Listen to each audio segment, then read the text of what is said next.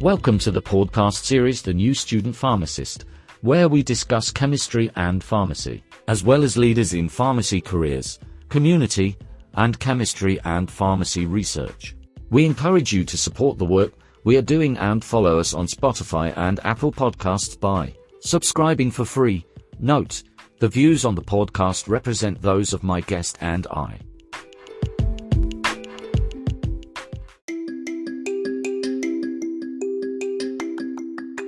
Le Nouveau Chimiste, journal académique. Le Nouveau Chimiste académique, revue, volume 1, numéro 1.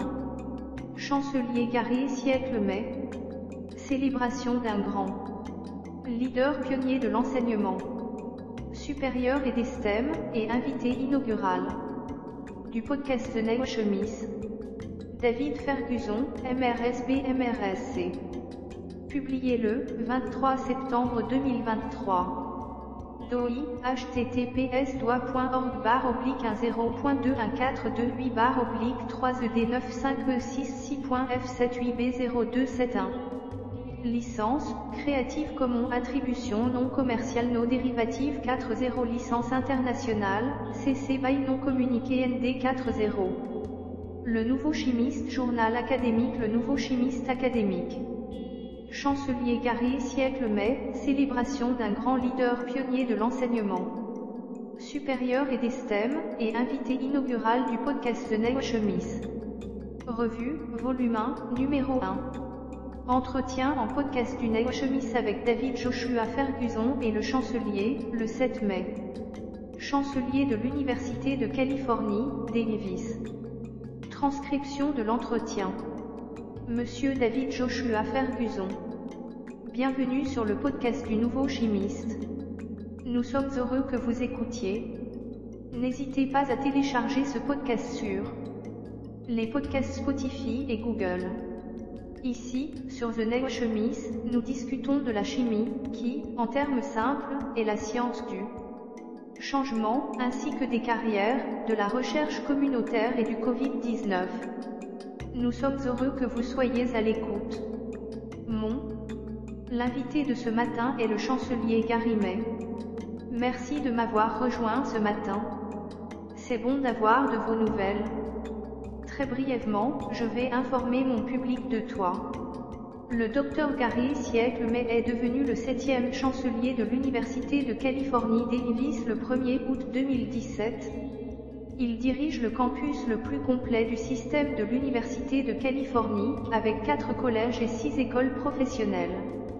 Universitaire et ingénieur accompli, le Dr May est arrivé à l'UC Davis après une carrière de 3 décennies au Georgia Institute of Technology, à Atlanta. Il a été doyen du collège d'ingénierie de l'Institut, l'école de ce type la plus grande et la plus diversifiée du pays. Avant sa nomination au poste de doyen, le chancelier May était titulaire de la chaire Steve W. Shadid de la Georgia Tech School of Electrical and Computer Engineering. Il a également été assistant exécutif du président de Georgia Tech de l'époque, J. Wayne Klug. En tant que chancelier de l'une des plus grandes universités publiques de recherche au monde, Gary May dirige l'UC Davis. Fait progresser sa mission dans plusieurs domaines clés. En 2015, le président Barack Obama a honoré le Dr May en lui décernant le prix présidentiel d'excellence en mentorat STEM.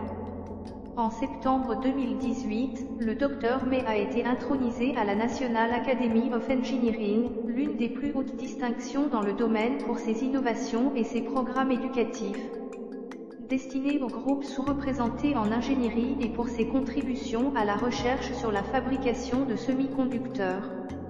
En avril 2020, le Dr May a été élu à l'Académie américaine des arts et des sciences dans la catégorie leadership éducatif et académique. Le Dr May a remporté de nombreux honneurs pour ses recherches et a été nommé ancien ingénieur exceptionnel de l'UC Berkeley, où il a obtenu sa maîtrise et son doctorat en génie électrique et en informatique. Une voix éminente de l'enseignement supérieur, le Dr May est marié à Madame Chancelier May, ingénieure logiciel chez CNN.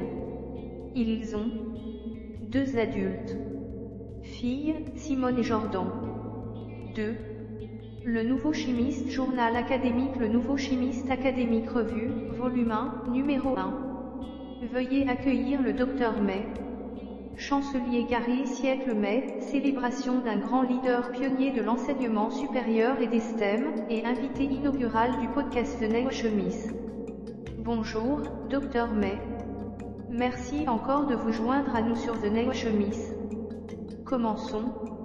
Avez-vous des conseils à donner à ceux qui souhaitent poursuivre le domaine dans lequel vous travaillez actuellement? Chancelier May. Tout d'abord, David, merci de m'avoir invité. Je suis heureux d'être l'invité inaugural de votre podcast. C'est un honneur. Le conseil que je donne aux personnes qui s'intéressent à l'ingénierie, c'est qu'il faut trouver le domaine, la discipline qui vous passionne.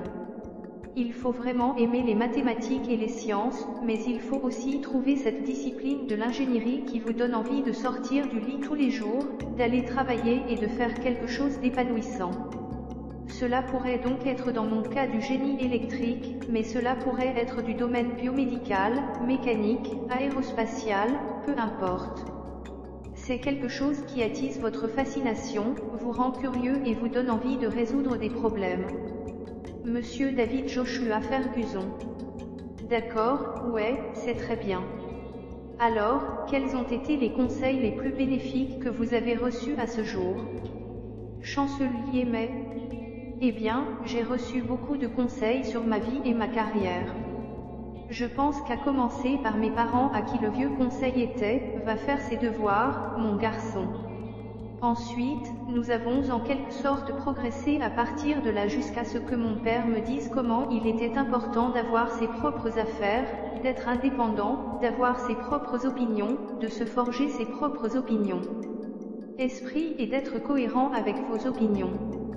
Au cours de ma carrière, j'ai reçu de bons conseils sur les emplois qui étaient de bons emplois, ceux qui n'étaient pas aussi attrayants, comment réussir et quel réseau était important.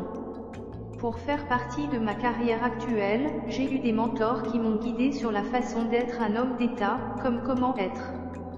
3. Le Nouveau Chimiste, journal académique. Le Nouveau Chimiste académique. Chancelier Gary May, célébration d'un grand leader pionnier de l'enseignement supérieur et des STEM, et invité inaugural du podcast Rejoignez-nous. Revue, volume 1, numéro 1. Un meilleur orateur public, encore une fois, quelles associations sont importantes pour vous de continuer et d'autres qui ne le sont pas aussi importantes, car votre temps dans ce rôle est très exigeant. J'ai donc eu de bons conseils sur les organisations dont il serait utile de faire partie et pour quelles autres associations il est préférable de déléguer. J'ai donc reçu beaucoup de bons conseils sur de nombreux sujets différents. Monsieur David Joshua Ferguson. D'accord, c'est très bien. Aussi, comment avez-vous maintenu la vision et le travail d'équipe dans votre environnement? Chancelier May. Eh bien, je pense juste que le travail d'équipe est si important. Personne n'est assez talentueux pour accomplir tout ce qu'il souhaite accomplir par lui-même. Monsieur David Joshua Ferguson. C'est très vrai. Chancelier May.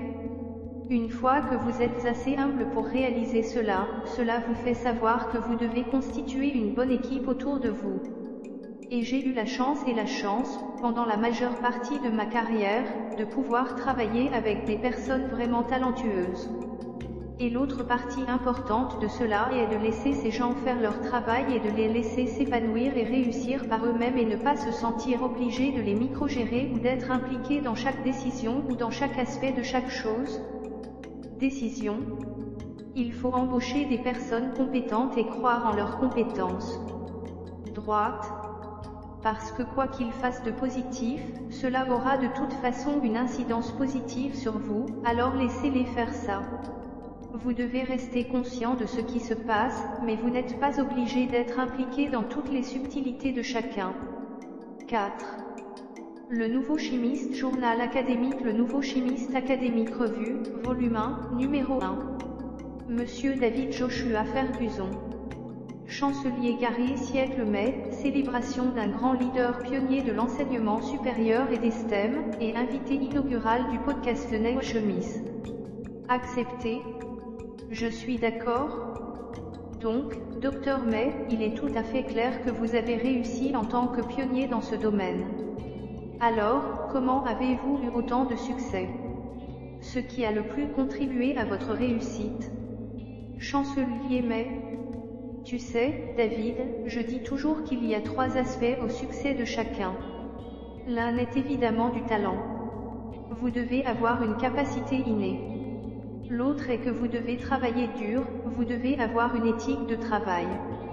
Vous devez essayer d'utiliser cette capacité pour accomplir quelque chose. Et puis le 3e aspect est celui qui est le moins sous votre contrôle, vous pourriez appeler cela de la chance, vous pourriez appeler cela un hasard, vous pourriez appeler cela une bénédiction. Mais être au bon endroit au bon moment est aussi un élément important.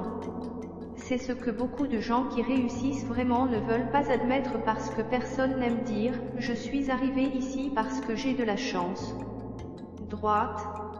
Mais la vérité est que vous pourriez vous faire renverser par un but le lendemain. Il y a donc un aspect de votre réussite dont vous n'êtes en réalité aucunement responsable. Et il faut être assez humble pour admettre que c'est vrai. Monsieur David Joshua Ferguson. L'humilité est très importante. Alors, au milieu de toutes vos responsabilités et réalisations, comment maintenir une vie équilibrée? Chancelier May. Eh bien, je pense que cela remonte en quelque sorte à mon éducation et à mes efforts pour rester ancré. Mais je dois dire qu'une grande partie de mon équilibre et de ma rondeur réside dans ma famille. Ma femme est un système de soutien solide pour moi, mes enfants et ma famille élargie, ma mère, ma sœur et d'autres. Et la famille est une partie très importante de ma vie.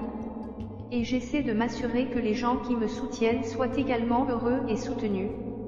Et moi? 5. Le Nouveau Chimiste, journal académique. Le Nouveau Chimiste académique. Chancelier Gary May, célébration d'un grand leader pionnier de l'enseignement supérieur et des STEM, et invité inaugural du podcast Rejoignez-nous. Revue, volume 1, numéro 1. Dit toujours que dans une carrière, on jongle avec beaucoup de balles. Et certaines de ces balles sont en caoutchouc, et si vous les laissez tomber, elles rebondiront. Certaines de ces boules sont en verre, et si vous les laissez tomber, elles se briseront. Vous devez donc vous assurer que vous prenez soin des balles importantes, si vous voulez, qui vous aident à vous soutenir et à vous sentir bien. Arrondi. Monsieur David Joshua Ferguson. D'accord. Assurez-vous donc d'avoir clairement vos priorités. Donc, en termes d'idées et de politique, quelles ont été certaines de vos idées les plus efficaces et les plus percutantes à ce jour? Chancelier May. Eh bien, je dois laisser les autres juger de l'efficacité ou de l'impact de mes idées. Certaines choses dont je suis fier, je peux en parler. Je veux dire, au début de ma carrière de chercheur, nous avons apporté des contributions vraiment fondamentales à la façon dont les circuits intégrés sont fabriqués et à l'utilisation de l'IA dans ces processus, ce qui a suscité beaucoup d'attention positive pour moi au début de ma carrière. Et en quelque sorte parallèlement à mes recherches, j'ai toujours été intéressé par l'élargissement de la participation au domaine STEM pour les étudiants sous-représentés. Et je pense que j'ai également apporté de très bonnes contributions dans ce domaine, ce qui m'a finalement conduit à l'obtention du prix présidentiel il y a quelques années. Et je pense qu'en tant que leader universitaire, j'ai eu des contributions dont je suis fier en termes d'avoir des programmes très bien classés, de produire de nombreux diplômés talentueux, de collecter beaucoup de fonds, qu'il s'agisse de philanthropie ou de bourses de recherche. Beaucoup d'idées ont donc contribué à ces résultats positifs dans ces domaines de ma vie. Monsieur David Joshua Ferguson. Je suis d'accord. Et même le programme sur de Georgia Tech, qui a été très efficace et déterminant, et j'ai même bénéficié de ce programme également. 6. Le Nouveau Chimiste, journal académique. Le Nouveau Chimiste académique, revue, volume 1, numéro 1. Chancelier May. Ouais. Monsieur David Joshua Ferguson. Chancelier Gary May, célébration d'un grand leader pionnier de l'enseignement supérieur et des STEM, et invité inaugural du podcast Rejoignez-nous. J'en suis donc reconnaissant. Comment avez-vous cherché ou trouvé l'environnement idéal pour vous épanouir scientifiquement et intellectuellement? Comment l'avez-vous trouvé ou comment le recherchez-vous? Chancelier May. Eh bien, je pense que je recherche toujours un environnement qui me permet d'être pleinement moi-même. J'ai donc certainement des défis intellectuels que j'aime relever. Vous voulez donc trouver un endroit où vous pouvez faire votre travail et faire vos études, mais vous voulez également trouver un environnement qui vous permette de vous détendre et d'être vous-même socialement, de répondre à tous les types d'impératifs de justice sociale que vous avez et qui vous permettent de travailler sur des choses que vous pensez être la bonne chose à faire et vous permet d'être votre propre sorte de moi authentique. Droite. Et donc je m'épanouis dans des environnements où je ne me sens pas obligée de prétendre être autre que ce que je suis. Et parfois, il faut forcer l'environnement à l'accepter. En vieillissant, je me sens beaucoup plus à l'aise dans ma peau. Et je ne recherche pas en quelque sorte un environnement. Je plie simplement l'environnement à ma volonté. Mais c'est plus difficile de faire ça quand on est plus jeune et qu'on est encore en train de comprendre les choses. Monsieur David Joshua Ferguson. Oui, c'est un très bon conseil. Soyez votre moi authentique. Ne mettez pas de masque. Chancelier May. 7. Le Nouveau Chimiste, journal académique. Le Nouveau Chimiste académique. Chancelier Gary May, célébration d'un grand leader pionnier de l'enseignement supérieur et des STEM, et invité inaugural du podcast Rejoignez-nous. Revue, volume 1, numéro 1. C'est beaucoup plus sain d'être authentique. C'est facile pour un. Je dis toujours aux gens que la seule personne pour laquelle je suis douée, c'est moi, donc je ne devrais pas essayer d'être quelqu'un d'autre. C'est mentalement beaucoup plus sain et permet d'être beaucoup plus efficace. Monsieur David Joshua Ferguson. Je pense que c'est vrai parce qu'en fin de compte, vous êtes responsable de vous-même et la meilleure personne que vous puissiez être, c'est vous-même. Chancelier May. C'est exact. Monsieur David Joshua Ferguson. Alors, comment avez-vous été adaptatif et créatif? Quels moyens spécifiques peuvent vous venir immédiatement à l'esprit? De quelle manière spécifique avez-vous fait preuve d'adaptation ou de créativité dans le domaine scientifique? Chancelier May. Eh bien, je pense que ce que j'aime faire, c'est chercher des analogies. Et ce que je veux dire par là, c'est que si je vois quelque chose dans le monde naturel, j'essaie de l'adapter à quelque chose sur lequel je travaille scientifiquement. J'ai donc mentionné le travail de fabrication de semi-conducteurs IA que nous avons effectué. Au début de ma carrière, j'étais plutôt fascinée par les réseaux de neurones et le fonctionnement du cerveau, etc. Et j'ai essayé de voir s'il existait des moyens d'utiliser certaines de ces approches pour rendre la fabrication plus efficace. Et j'ai eu un certain succès avec cela. Je pense que la réponse globale à la question est que ma créativité, je pense, est stimulée par une sorte d'observation de l'environnement et établir des liens entre ce que j'observe dans l'environnement et ce sur quoi je travaille. 8. Le Nouveau Chimiste, journal académique. Le Nouveau Chimiste académique. Chancelier Gary May, célébration d'un grand leader pionnier de l'enseignement supérieur et des STEM, et invité inaugural du podcast Rejoignez-nous. Revue, volume 1, numéro 1. Le moment. Et puis aussi écouter les gens intelligents, lire le travail des gens intelligents et essayer de comprendre si je pouvais utiliser ce que d'autres personnes ont déjà compris. Monsieur David Joshua Ferguson. C'est très bien. Également Chancelière May, une autre question que je me posais la suivante, comment gardez-vous une vue d'ensemble de votre carrière et de votre vie en général? Lorsque vous avez rencontré des défis ou des obstacles, comment conservez-vous une vision d'ensemble? Chancelier May. Eh bien, cela revient en partie à l'humilité que j'ai mentionnée plus tôt, je suis une personne spirituelle. Je prie et je vais à l'église et ce genre de choses. Et cela me donne une idée de choses qui me dépassent. Quand je suis confrontée à l'adversité, je pense que, premièrement, ce n'est pas quelque chose de trop grave. Je suis mis ici pour une raison. Cela ne doit pas être trop grave pour que je puisse le gérer. Et deuxièmement, l'adversité construit votre caractère. Tout le monde va y faire face. Vous devez en tirer des leçons. C'est comme en affaires, on parle d'échec rapide. Vous échouez rapidement, mais vous en tirez des leçons. Vous ne le répétez pas. Ainsi, même si l'adversité ne fait pas toujours du bien, et souvent quand on la traverse, quand on y réfléchit, en y revenant, on essaie de comprendre ce que l'on peut apprendre de cette expérience et comment l'appliquer.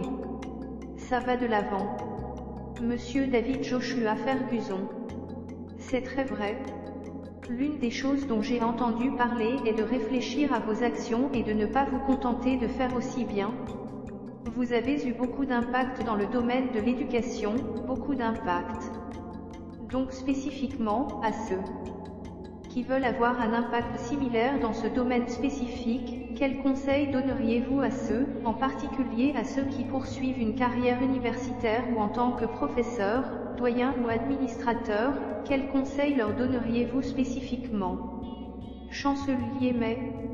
9. Le Nouveau Chimiste, journal académique. Le Nouveau Chimiste académique. Chancelier Gary May, célébration d'un grand leader pionnier de l'enseignement. Revue, volume 1, numéro 1. Supérieur et d'estème, et invité inaugural du podcast Nouveau Chimiste. Eh bien, je pense qu'en matière de leadership universitaire, nous allons commencer par là. L'important est de pouvoir s'épanouir dans la réussite des autres.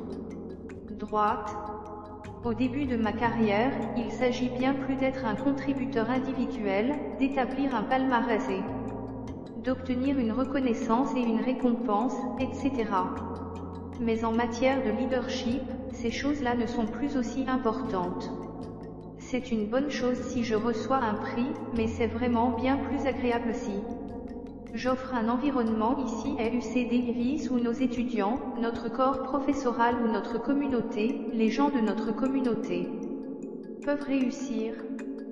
Vous devez donc en quelque sorte changer de vitesse en fonction de votre perception de ce qui vous motive, de ce qui vous charge. Et donc je ne pourrais pas être plus heureux que je le suis quand je vois quelqu'un ici recevoir un grand prix ou faire quelque chose de remarquable parce que nous lui avons fourni un environnement qui lui a permis de réussir, qu'il s'agisse d'un espace de laboratoire, d'un financement ou d'une sorte de programme d'enrichissement, ou des encouragements de cette façon. Et c'est là que je reçois l'épanouissement. Maintenant, Monsieur David Joshua Ferguson. D'accord, wow, c'est bien. Oui, je suis d'accord. L'idée dans laquelle vous allez au-delà de vous concentrer sur vous-même et essayer d'aider les autres à se développer. Alors, quels ont été vos intérêts de longue date? Le thème principal, si vous deviez le résumer en bref, quel serait votre intérêt de longue date pour le domaine de la science? Il fallait résumer en bref. Chancelier May. Oh, wow, c'est difficile à faire en bref. Je pense que j'étais enfant, j'avais un set de chimie. J'avais des kits de montage, des Legos et toutes sortes de choses qui ont éveillé mon intérêt pour la science et l'ingénierie. J'ai toujours voulu comprendre comment les choses fonctionnent et comment les améliorer. Si vous devez résumer cela en quelques cents, et cela inclut les gens, j'essaie de comprendre ce qui motive les gens, ce qui les aide dans leurs propres objectifs et comment puis-je les aider à atteindre ces objectifs. Monsieur David Joshua Ferguson. 10. Le Nouveau Chimiste, journal académique. Le Nouveau Chimiste académique. Chancelier Gary May, célébration d'un grand leader pionnier de l'enseignement supérieur et d'estème, et invité inaugural du podcast Nouveau Chimiste. Revue, volume 1, numéro 1. De plus, vous avez mentionné comment vous avez choisi le génie électrique comme domaine de spécialisation. Pour être plus précis, pourquoi avez-vous choisi ce domaine? Quel est ce qui vous a amené à choisir cela? Quel est ce qui a fait que ça a cliqué avec vous, ou quel est ce qui vous a poussé à choisir? Ça vous incite à le choisir. Chancelier May. C'était une voie, je suppose, sur laquelle j'étais parce que j'avais suivi des programmes. Tout d'abord, quand vous êtes enfant, vous passez ces différents tests d'aptitude, et ils vous disent que vous êtes bon dans ceci, que vous êtes bon dans cela. J'étais donc bon en mathématiques et en sciences. Ils ont dit que l'ingénierie serait une carrière possible pour moi. J'ai suivi un programme au lycée appelé Develop Engineering Student. C'est un programme d'été parrainé par McDonald's Douglas à Saint-Louis, mon ville natale, qui est maintenant Boeing. Quoi qu'il en soit, j'ai suivi ce programme et j'ai eu la chance de voir ce que faisaient les ingénieurs, leurs opérations quotidiennes, et j'ai bénéficié du mentorat des ingénieurs sur place, ce qui m'a amené à choisir cette carrière. Or, une discipline spécifique de l'électricité par rapport à une autre discipline de l'ingénierie était beaucoup plus fortuite que vous ne le pensez. J'ai mentionné que j'avais un set de chimie. J'ai pensé au génie chimique. Pensé à la mécanique. J'avais fabriqué ces radios head kit quand j'étais enfant, où vous assembliez les bobines et des antennes et diverses pièces et sources d'alimentation pour fabriquer une vraie radio.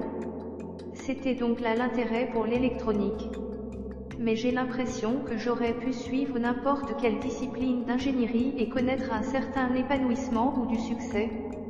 J'ai juste décidé de choisir l'électrique plus sur un coup de tête qu'autre chose. Mais ça a bien marché. Monsieur David Joshua Ferguson. Ouais, je le dirais aussi. De plus, je me souviens avoir lu que vous faisiez des recherches sur les semi-conducteurs. Alors pourquoi vous choisissez des semi-conducteurs? Chancelier May.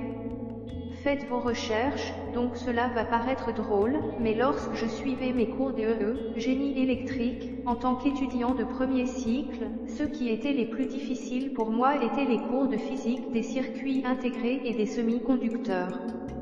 Et donc je me suis tournée non pas vers ceux qui étaient plus faciles pour moi, mais vers ceux qui étaient difficiles.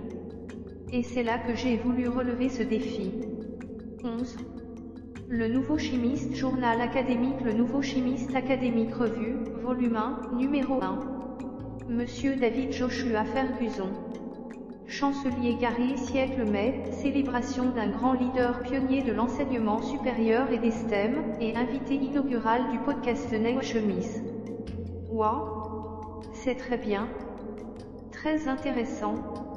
Aussi, Chancelier May, je poserai cette dernière question. Au milieu de tout, les choses qui se passent dans le monde aujourd'hui, quel est ce qui vous fait avancer? Quel est ce qui vous encourage? Quoi ça te rend optimiste? Chancelier May. Eh bien, j'ai mentionné que j'étais une personne spirituelle, j'ai donc un engagement ferme à essayer d'améliorer les choses, ce qui m'aide à continuer. Je veux construire un monde meilleur pour ma famille et pour ma communauté au sens large. Je dis toujours que j'ai 3 choses que je veux faire chaque jour: apprendre quelque chose, aider quelqu'un et rendre le monde meilleur. J'essaie donc de continuer ainsi chaque jour. Et je suis optimiste. Je pense que nous pouvons améliorer les choses. Des moments comme ça, c'est difficile à voir parce qu'il y a tellement de choses négatives qui se passent, mais je suis encouragée par certaines petites choses. Je vois des gens commencer à se concentrer davantage sur la justice sociale que je n'en ai vu au cours de ma vie. Je trouve cela encourageant. Évidemment, nous avons un long chemin à parcourir, alors vous recherchez de petites choses qui vous font vous sentir plus optimiste, et cela me permet de continuer. Monsieur David Joshua Ferguson. Très bien. Merci, Chancelier May, pour votre temps. J'apprécie vraiment de vous avoir sur ce podcast. Chancelier May. Avec plaisir, David. Merci de m'avoir. Bonne chance avec le podcast. Monsieur David Joshua Ferguson. 12. Le Nouveau Chimiste, journal académique. Le Nouveau Chimiste académique. Chancelier Gary May, célébration d'un grand leader pionnier de l'enseignement supérieur et des STEM, et invité inaugural du podcast Rejoignez-nous. Revue, volume 1, numéro 1. Oui monsieur. Merci pour l'écoute. Nous sommes heureux que vous ayez pu à nouveau écouter ce podcast. Dans The Nouveau Chemise, nous discutons de la chimie, qui, en termes simples, est la science du changement, ainsi que des autres sciences, des carrières, de la recherche communautaire et du Covid-19. Merci encore d'avoir écouté. Remarque, les opinions exprimées sur ce podcast représentent celles de mes invités et de moi-même. Enregistré en août 2020. L'invité inaugural de The Nouveau Podcast. 13. Les nouvelles publications du chimiste. Une entrevue avec un leader en chimie médicinale et un pionnier de la pharmacie, Dr L.C. Campeau, vice-président associé, chef des petites molécules. R&D sur les procédés chez Merck. David Ferguson. Publié le 13 septembre 2023. URL https://publication.pub.org/pub/pwa2tc0q. Licence internationale Creative Commons Attribution 4.0, CC BY 4.0. Les nouvelles publications du chimiste. Une entrevue avec un leader de la chimie médicinale et un pionnier de la pharmacie, le Dr L.C. Campeau, vice-président associé. Responsable de la R&D sur les procédés pour petites molécules chez Merck. Biographie abrégée du Dr L.C. Campeau.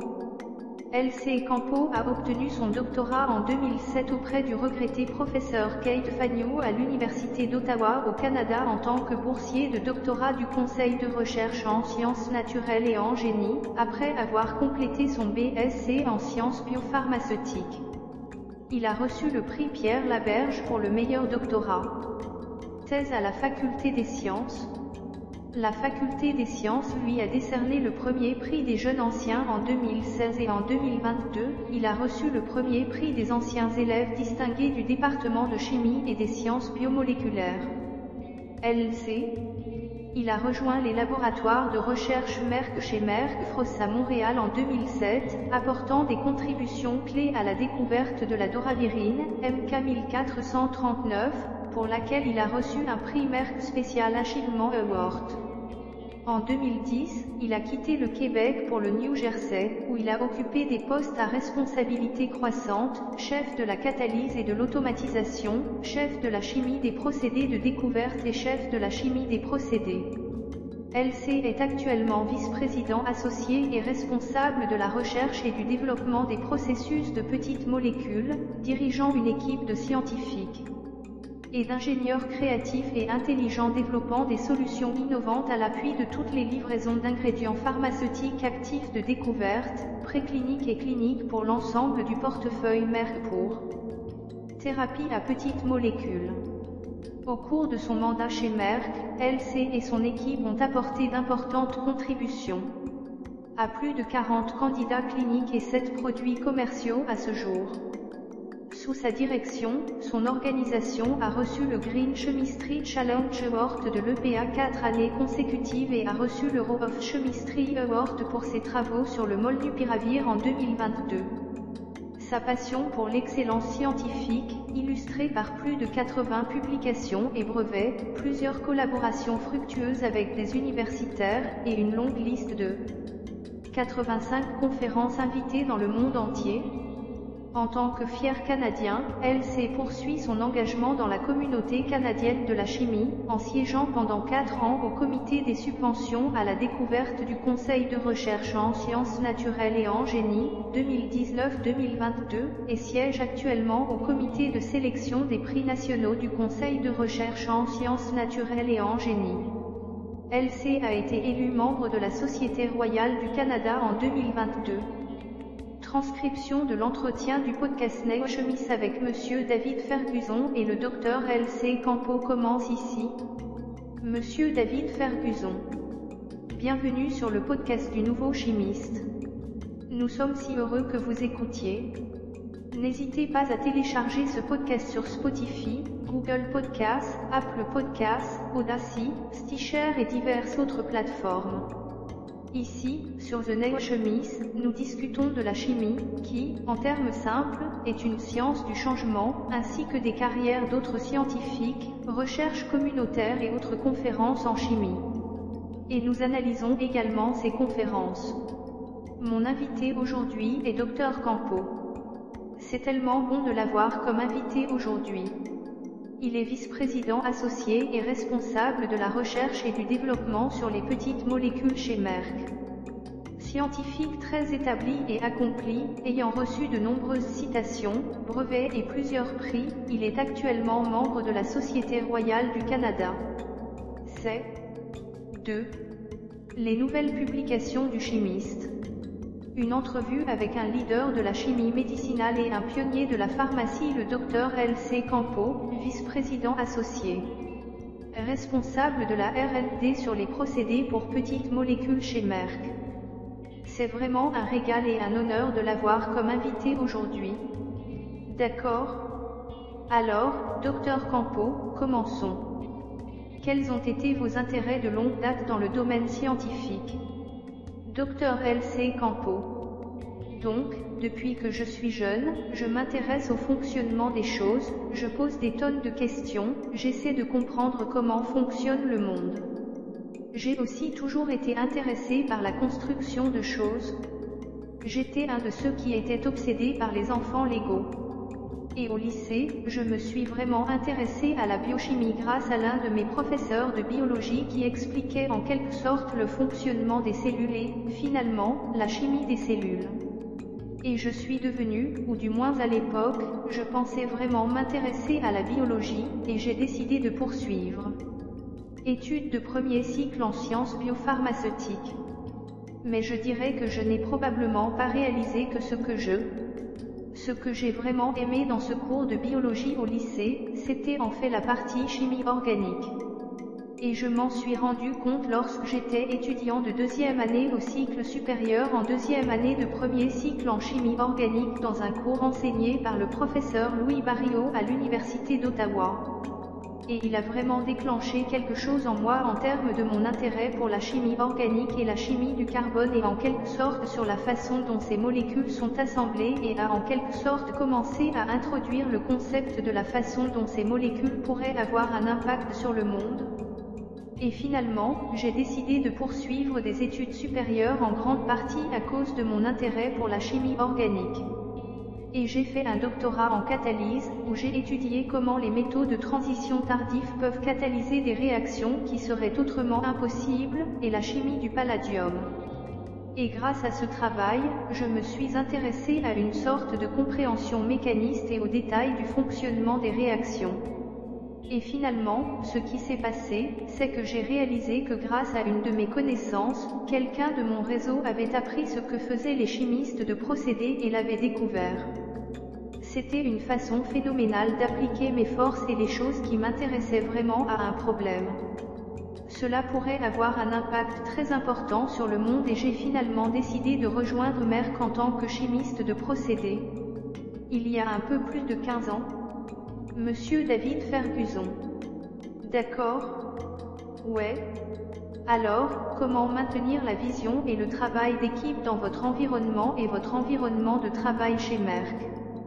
Pendant que vous travaillez sur ces projets de recherche, comment maintenez-vous les grandes idées, les grands idéaux de vision et de travail d'équipe? Comment les entretenez-vous? 3. Les nouvelles publications du chimiste. Dr L.C. Campeau. Une entrevue avec un leader de la chimie médicinale et un pionnier de la pharmacie, le Dr L.C. Campeau, vice-président associé. Responsable de la R&D sur les procédés pour petites molécules chez Merck. Donc, l'une des choses que j'ai toujours trouvées très importante est de lier notre travail à l'objectif que nous essayons d'atteindre. Et je pense que nous avons une position privilégiée en tant que scientifiques du secteur pharmaceutique pour pouvoir lier le travail que nous effectuons à l'amélioration de la santé humaine. Comme si nous changions littéralement le monde réaction à la fois. Monsieur David Ferguson. C'est super. Dr L.C. Campeau.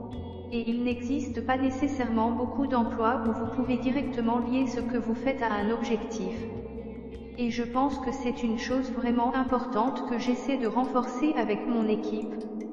Mais je pense aussi qu'il est important d'avoir des intérêts larges. Et donc je pense qu'en tant que scientifique, il est très facile d'entrer dans ce petit domaine d'expertise très spécifique, qui est la façon dont le monde fonctionne pour la science. Mais j'ai toujours pensé qu'il était très important d'avoir des intérêts larges. Et je pense encore une fois au développement pharmaceutique, car il y a tellement de disciplines qui doivent intervenir pour mettre un médicament sur le marché. C'est une autre façon pour moi d'envisager la situation dans son ensemble, c'est-à-dire comprendre ce que font les biologistes et ce que font les ingénieurs chimistes de mon équipe ou comprendre comment les chimistes médicinaux conçoivent les molécules et, en fin de compte, comment nos collègues fabricants vont devoir le faire. Utiliser la chimie que nous mettons en place et nos collègues producteurs de médicaments qui doivent formuler le médicament. C'est donc un immense privilège, je dirais, pour nous d'avoir cet objectif, mais aussi d'avoir cette opportunité de réunir un très large éventail de parties prenantes. Et la dernière chose que je dirais, c'est que parce que nous faisons toujours de la chimie de pointe, nous sommes très bien connectés et continuons également à contribuer à la communauté universitaire. Et c'est une autre façon d'élargir vos intérêts et d'avoir une vue d'ensemble. Monsieur David Ferguson. 4. Les nouvelles publications du chimiste. Une entrevue avec un leader de la chimie médicinale et un pionnier de la pharmacie, le Dr L.C. Campeau, vice-président associé. Responsable de la R&D sur les procédés pour petites molécules chez Merck. D'accord, wow. C'est bien. Donc, si vous conseillez ou donnez des suggestions à quelqu'un qui souhaite travailler dans le même rôle que vous, en tant que personne qui s'occupe de la recherche et du développement de petites molécules, quelle serait, selon vous, la boîte à outils ou le diplôme qui donnerait vous avez la meilleure chance d'avoir une opportunité? Travailler chez Merck. Dr L.C. Campeau. Je pense donc qu'il y a tellement de disciplines chez Merck qui contribuent au développement de petites molécules, sans parler de tous les produits biologiques et vaccins que nous développons également.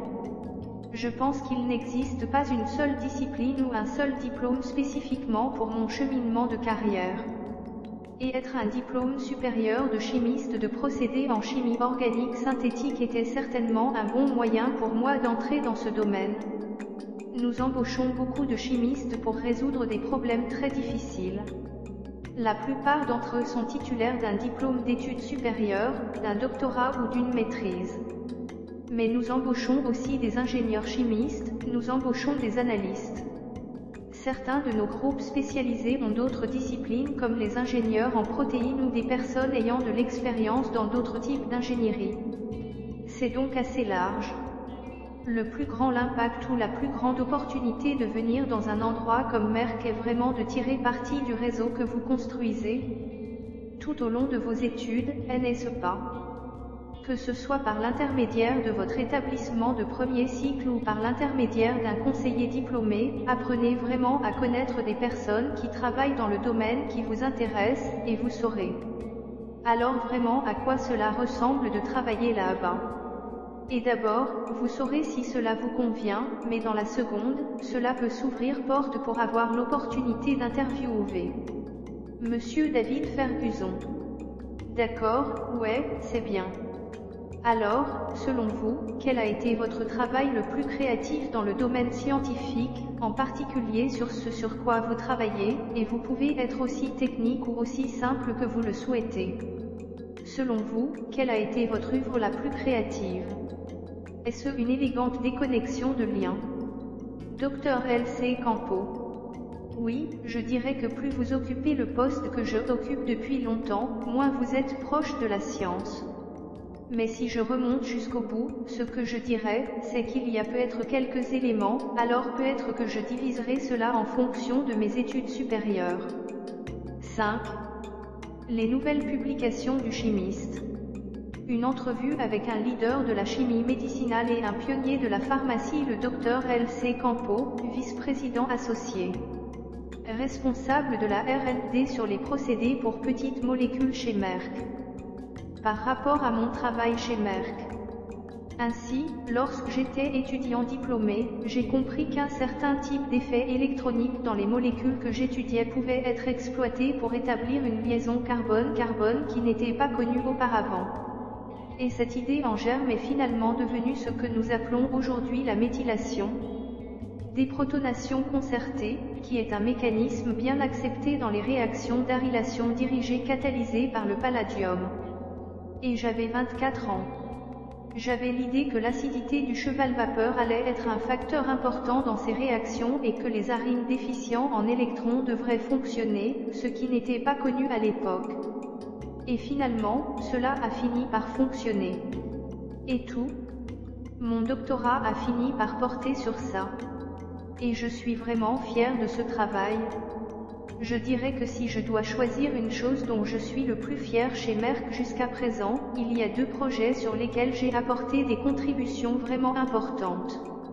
L'un d'eux est la doravirine, qui est un médicament approuvé pour le traitement du VIH, où j'ai pu concevoir une synthèse de cette molécule pour l'introduire très rapidement dans des études précliniques et cliniques.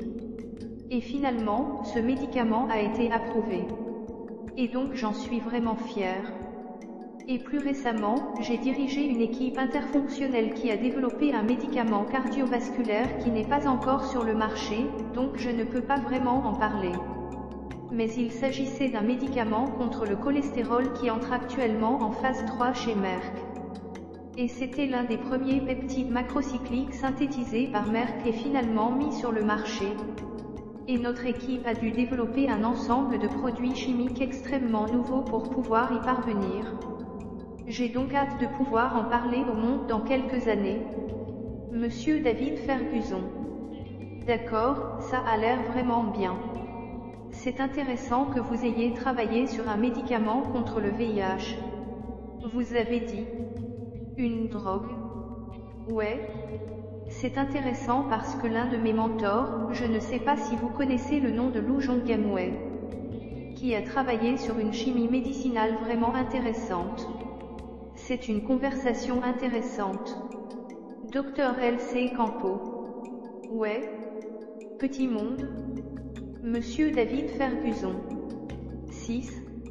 Les nouvelles publications du chimiste. Une entrevue avec un leader de la chimie médicinale et un pionnier de la pharmacie, le Dr L.C. Campeau, vice-président associé. Responsable de la R&D sur les procédés pour petites molécules chez Merck. Dans un sens. Alors, comment avez-vous cherché ou trouvé l'environnement idéal pour vous épanouir scientifiquement et intellectuellement? Comment avez-vous fait pour trouver Merck ou est-ce que Merck vous a trouvé?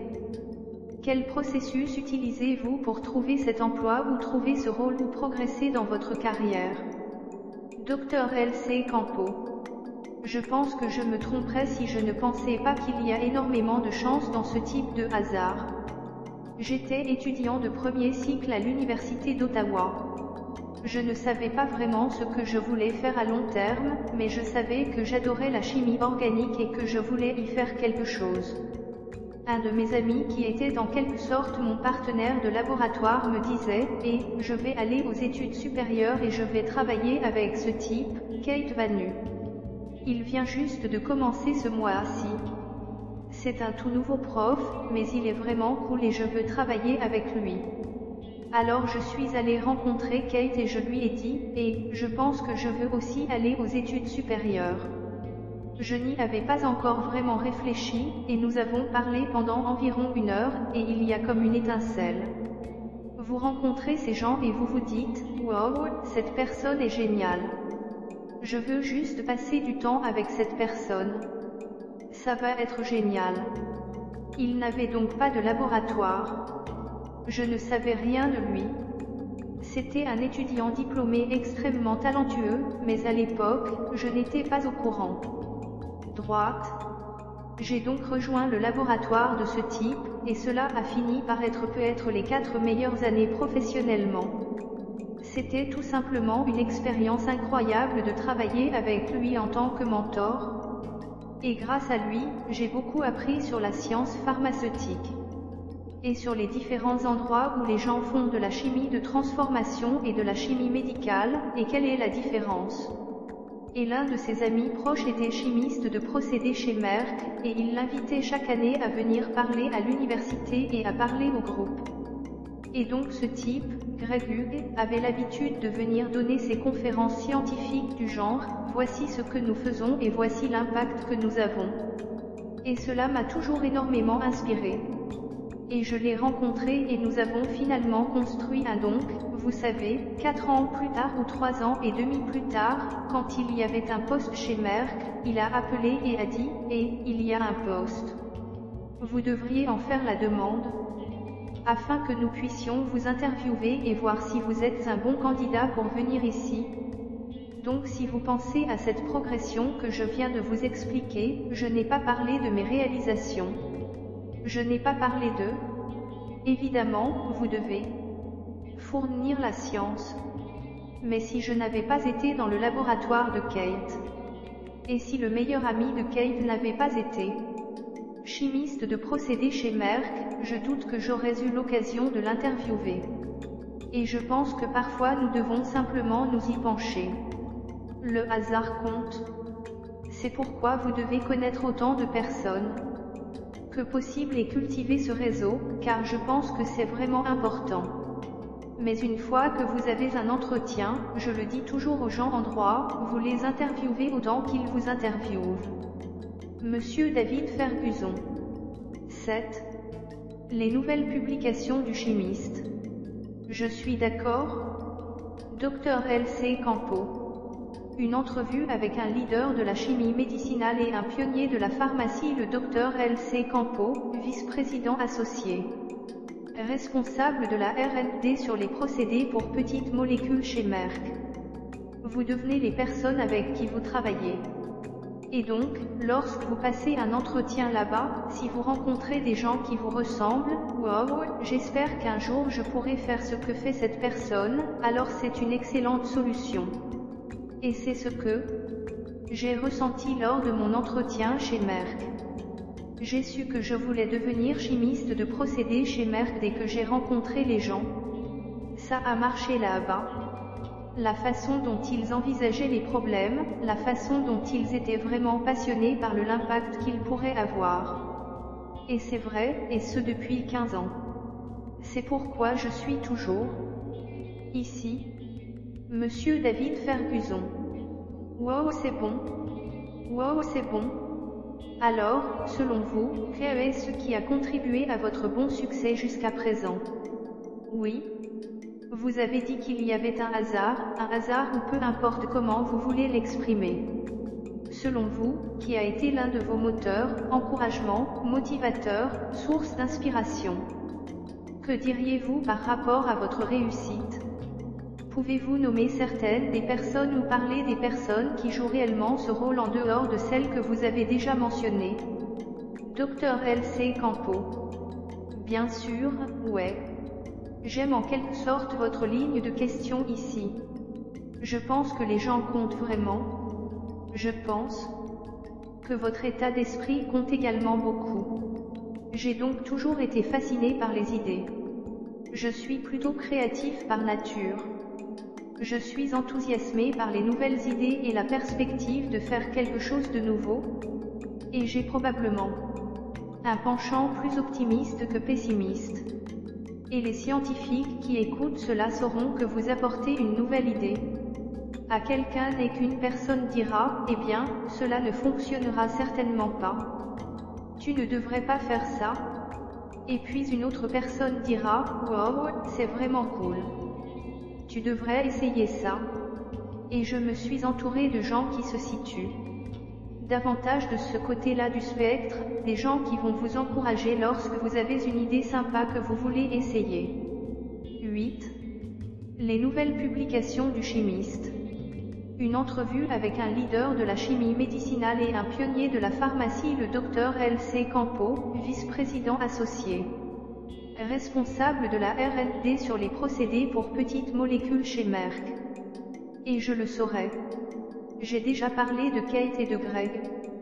Mais quand j'étais chez Frost, l'un de mes premiers mentors était un homme nommé Stéphane Willett et une femme appelée Sarah Dolman. et ils étaient là depuis 3 ou 4 ans, donc ils connaissaient en quelque sorte les ficelles du métier. Mais ils étaient vraiment doués pour m'encourager à essayer mes idées. J'avais un camarade qui venait tout juste de débuter à l'époque, ce type nommé Ernest Lee, qui travaille maintenant à Gilead. Et je me souviens d'être entré dans son bureau avec une idée folle, et je l'ai dessinée au tableau, et je me suis dit, tu penses que ça va marcher? Parce que personne d'autre ne pense que ça va marcher. Il dit que c'est la chose la plus cool qui soit. Tu devrais l'essayer. Et puis j'y suis allé et je l'ai essayé, et ça a fonctionné. Et c'était comme s'il avait dit non, il aurait été la 5e personne à me dire non. Et puis j'aurais probablement dit, d'accord, je ne vais pas essayer ça. Et Kate avait l'habitude de dire qu'il faut réfléchir à une idée suffisamment longtemps pour se convaincre de l'essayer, mais pas trop longtemps pour se convaincre que cela ne fonctionnera pas. Et je pense que c'est un excellent conseil. J'ai eu d'autres mentors, par exemple, quand j'ai déménagé aux États-Unis pour la première fois. J'ai travaillé en étroite collaboration avec un de mes mentors qui est toujours mon patron, Kevin Campeau, qui était de la même manière. J'ai une collègue en ce moment, une autre vice-présidente associée, Becky Rock. Et je dis que je travaille ensemble depuis plus de 10 ans, et elle est comme ça aussi. Il y a donc un certain élément des gens qui vous entourent qui, en fin de compte, vous rendent meilleur.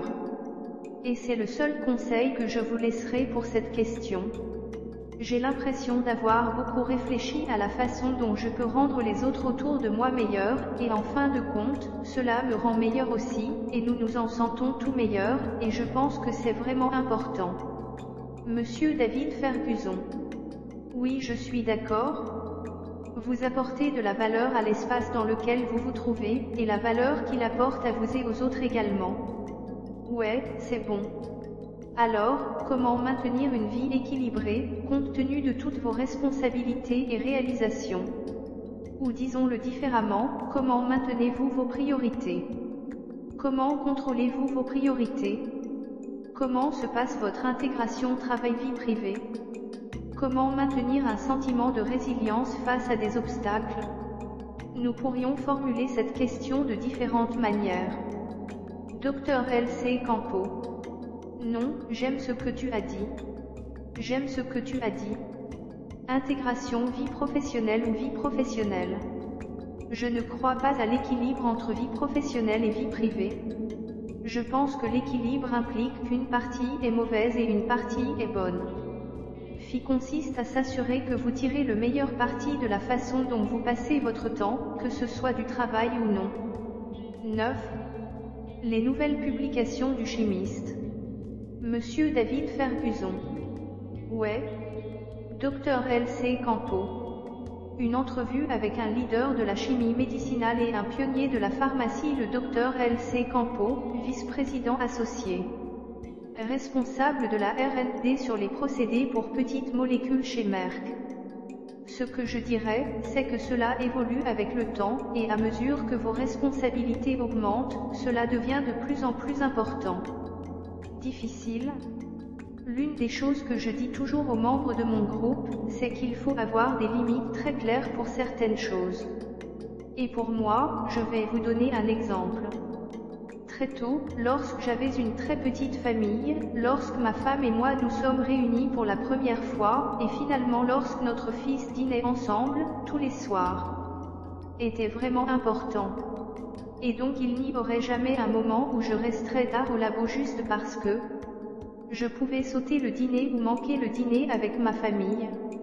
Je suis donc le genre de personne qui quitte son travail pour pouvoir rentrer à la maison et dîner avec ma famille.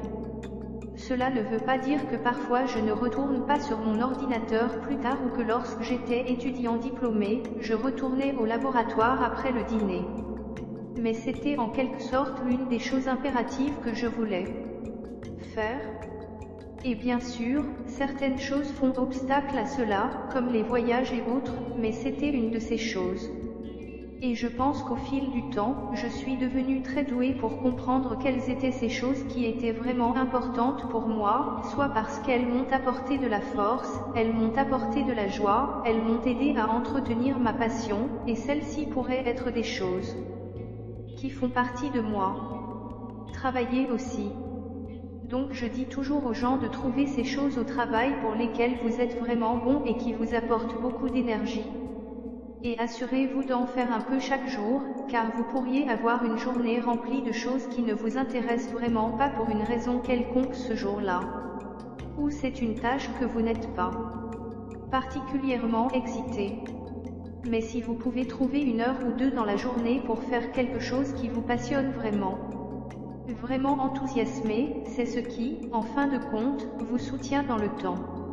Et puis tu dois juste être impitoyable avec votre priorisation.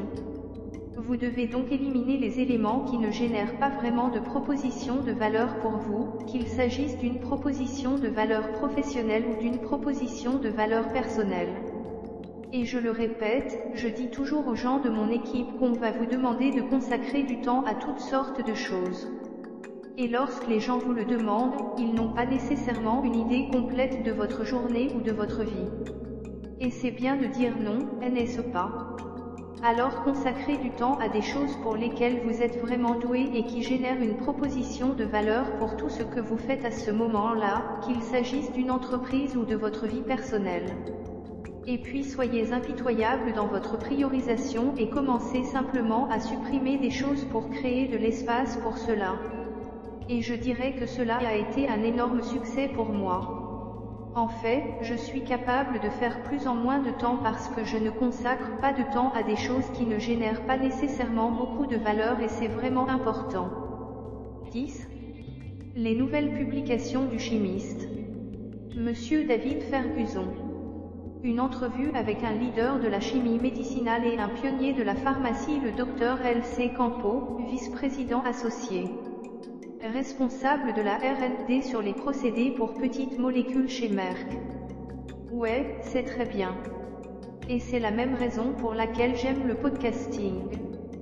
Tellement de choses et avoir sa conversation, ainsi que d'aider à l'enseignement des sciences dans la communauté dans laquelle je serai en tant que professeur. Ouais, je suis entièrement d'accord avec toi. Vous avez bien résumé. Vous avez donc également un podcast, le podcast Pharmaceutical. Ma question est donc la suivante, qu'est-ce qui vous a poussé à démarrer le podcast et comment trouvez-vous le temps pour tout cela? Dr Campeau, vous avez une famille, vous avez un poste de haut niveau qui comporte beaucoup de responsabilités, et vous avez aussi un balado pour mettre la cerise sur le gâteau. Alors, comment peux-tu faire tout cela? Dr L.C. Campeau. C'est en fait une excellente transition, David, parce que nous parlions justement de trouver les choses dans votre vie qui vous apportent de la joie et d'y consacrer du temps, n'est-ce pas? Et l'une de mes forces est la communication. Je tire beaucoup d'énergie du fait de rencontrer de nouvelles personnes, de parler de choses avec les gens. Par exemple, si j'ai une journée pleine de réunions où je rencontre des gens en tête-à-tête, je serai vraiment plein d'énergie à la fin de la journée. Alors que si j'ai un jour où je dois m'asseoir dans mon bureau et travailler sur un document pendant 5 ou 6 heures d'affilée ou écrire un article ou autre, je n'ai pas d'interface avec les gens, je suis complètement vidé de mon énergie. Et je m'en suis rendu compte il y a une dizaine d'années. J'ai en quelque sorte fait une évaluation Clifton-Strand-Finder, et la communication était la priorité. Et je me suis dit, oh, c'est plutôt intéressant. Et j'ai réalisé que certaines de nos forces sont aussi des besoins, n'est-ce pas? Donc, si vous êtes vraiment bon dans quelque chose, vous en avez probablement besoin dans votre vie. J'ai donc commencé à réfléchir aux moyens par lesquels je pourrais appliquer mes atouts à des choses qui généreraient de la valeur pour notre entreprise et pour mon travail. Donc l'une de ces choses était, eh bien, d'accord, nous avons ce public à qui nous parlons lors de conférences lorsque nous visitons des écoles et qui finit par être le vivier de recrutement de nos talents, n'est-ce pas? Étudiants diplômés dans les universités. Mais il existe un nombre infini d'universités et un nombre infini d'étudiants diplômés. nous ne pouvons pas tous les atteindre. Et en 2019, j'étais à une conférence, et il y avait un conférencier, Randy Zuckerberg, qui est en fait la sœur de Mark Zuckerberg. Et elle est une experte en marketing, et elle dit que le podcasting a vraiment décollé ces dernières années. Mais il y a ce genre de lacune pour les podcasts experts en la matière. Par exemple, si vous êtes un chimiste de synthèse organique et que vous voulez parler de chimie de synthèse organique, il n'y a probablement pas beaucoup de podcasts à ce sujet. Et j'avais en quelque sorte cela en tête, comme, et, peut-être que nous pourrions faire ça. Cela mettrait en valeur mes points forts. Cela pourrait nous permettre de toucher un public. Et puis la pandémie est arrivée, n'est-ce pas? Et puis nous avons tous été renvoyés chez nous.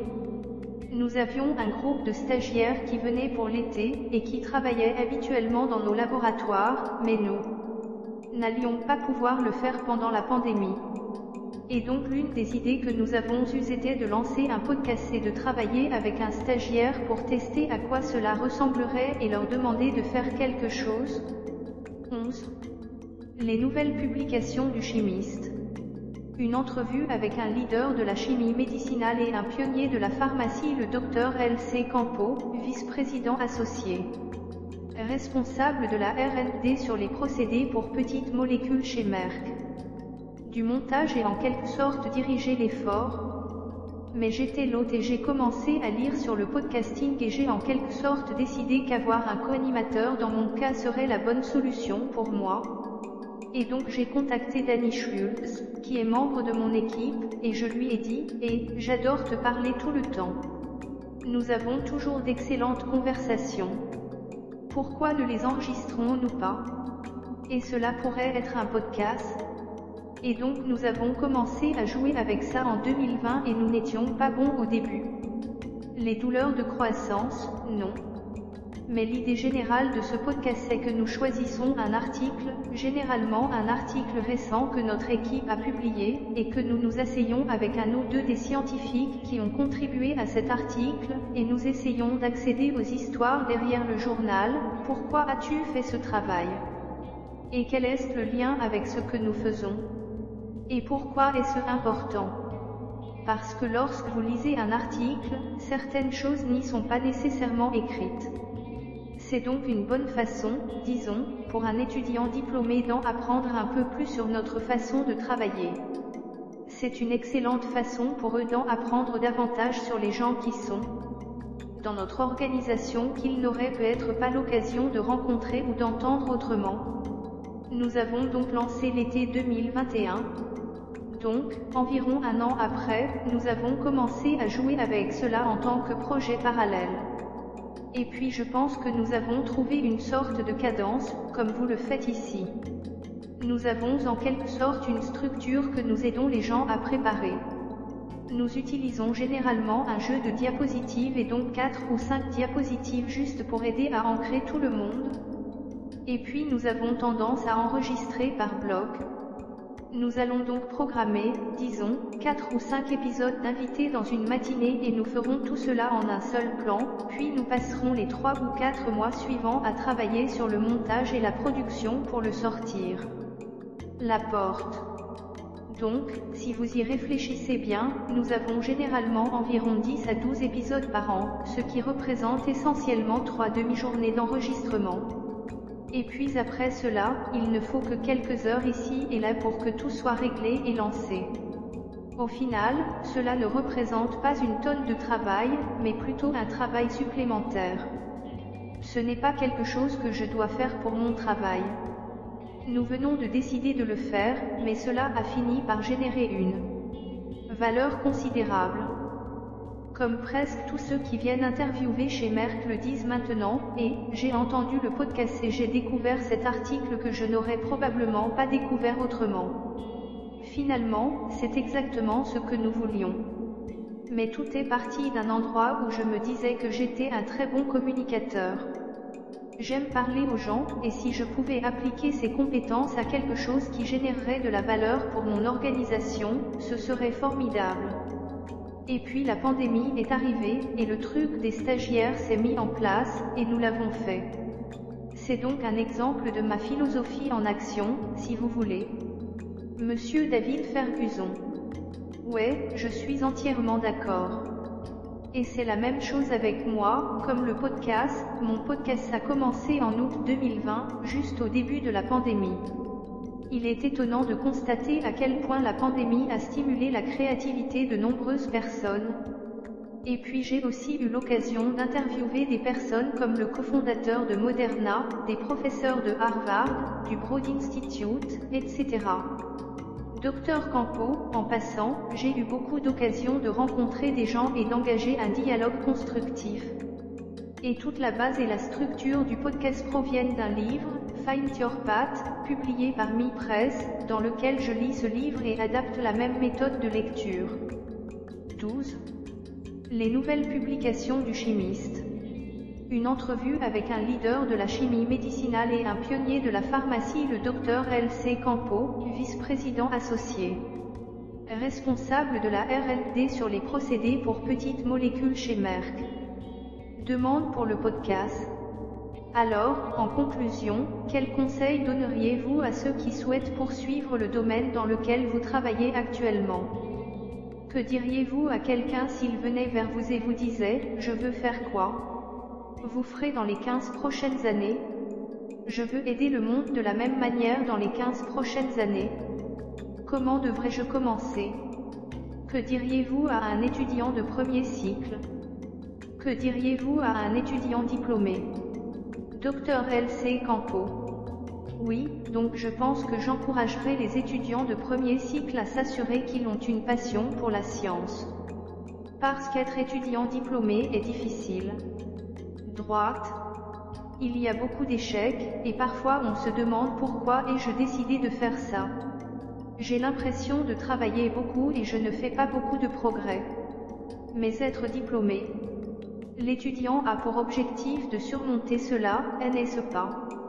Il s'agit d'apprendre à résoudre des problèmes et de réaliser que vous n'allez pas directement du point A au point B, que parfois vous devez faire des détours massifs et vous devez être curieux du monde, et vous devez être curieux de votre science. Et si vous sentez que c'est le cas, alors vous devriez aller à l'école supérieure. Si vous souhaitez faire des études supérieures juste pour trouver un emploi plus tard, mais que vous n'êtes pas sûr d'apprécier le processus de lutte scientifique, cela ne vous prépare pas au succès. Il faut donc commencer par un véritable intérêt, vouloir comprendre un problème scientifique, et ensuite aller aux études supérieures.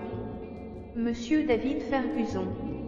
Je suis d'accord. Dr L.C. Campeau.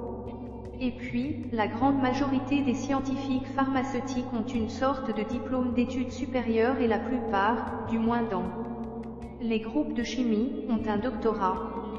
Et puis, je pense que si vous voulez vraiment franchir une nouvelle étape dans une carrière pharmaceutique en la chimie, alors cela revient vraiment à développer le réseau pendant que vous êtes aux études supérieures.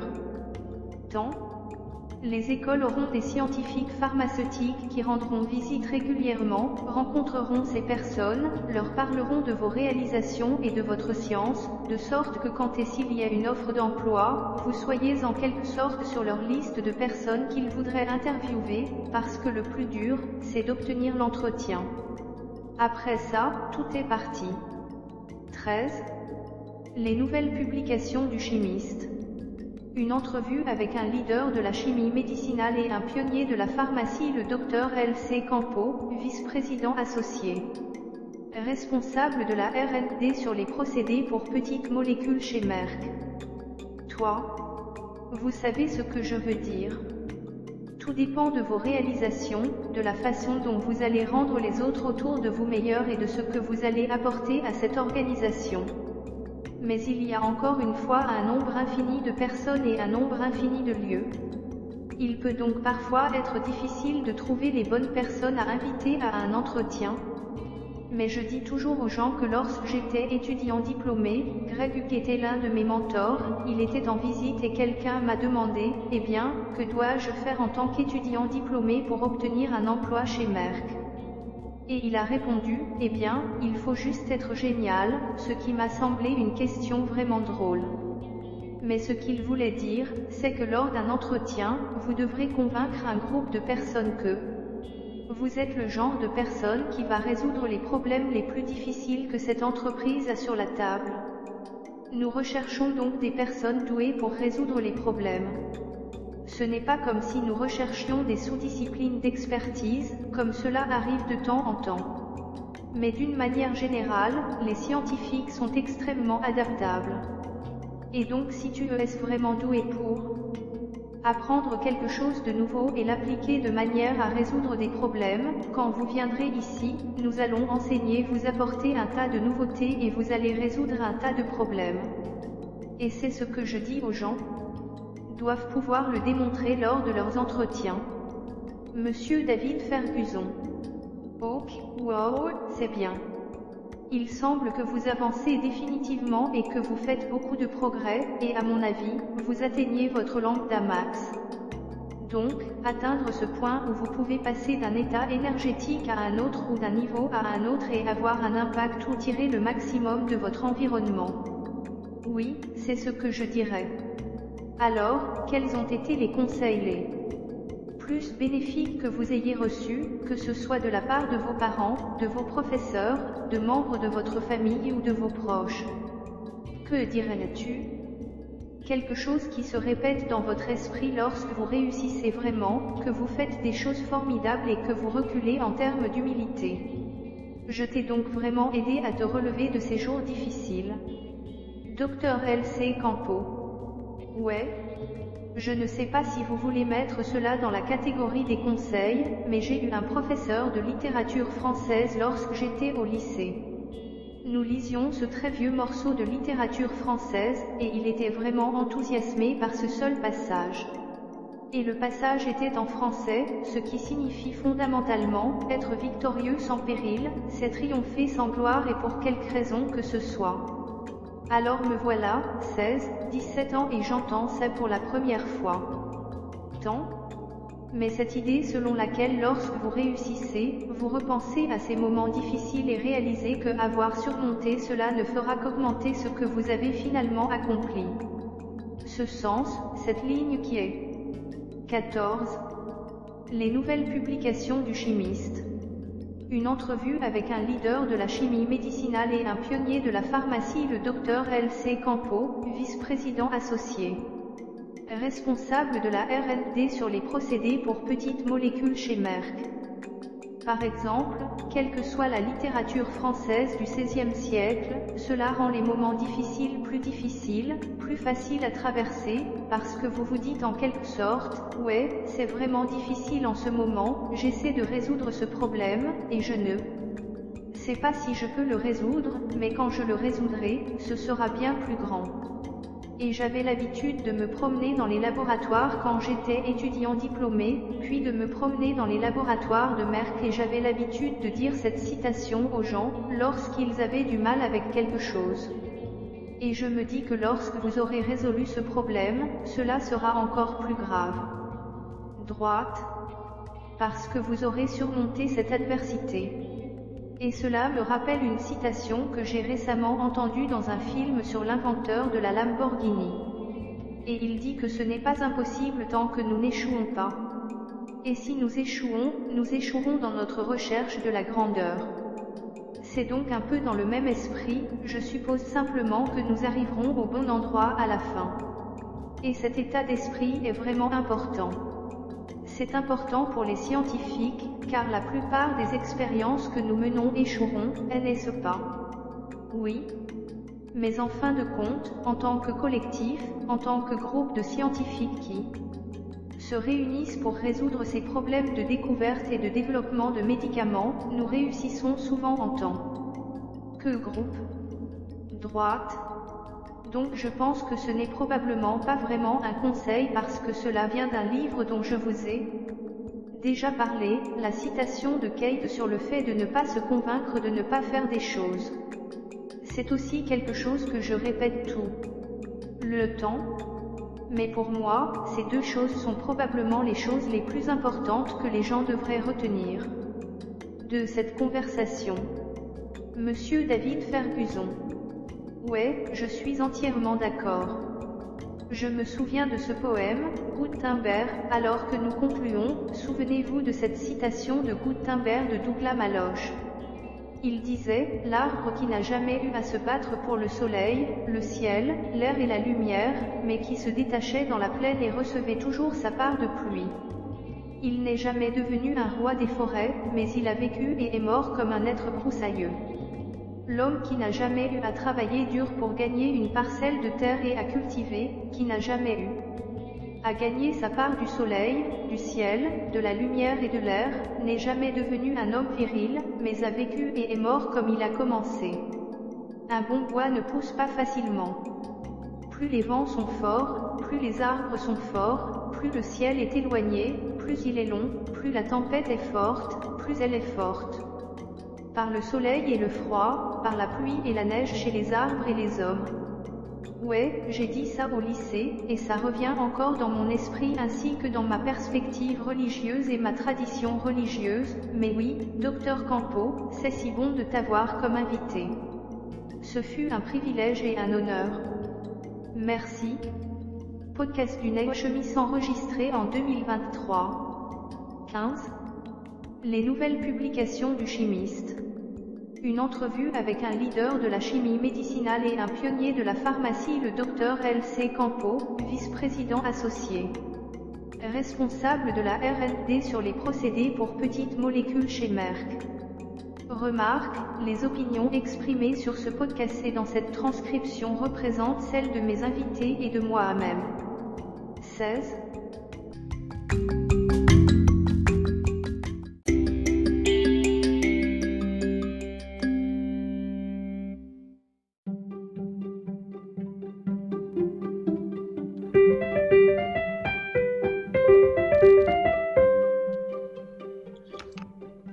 Welcome to the New Chemist.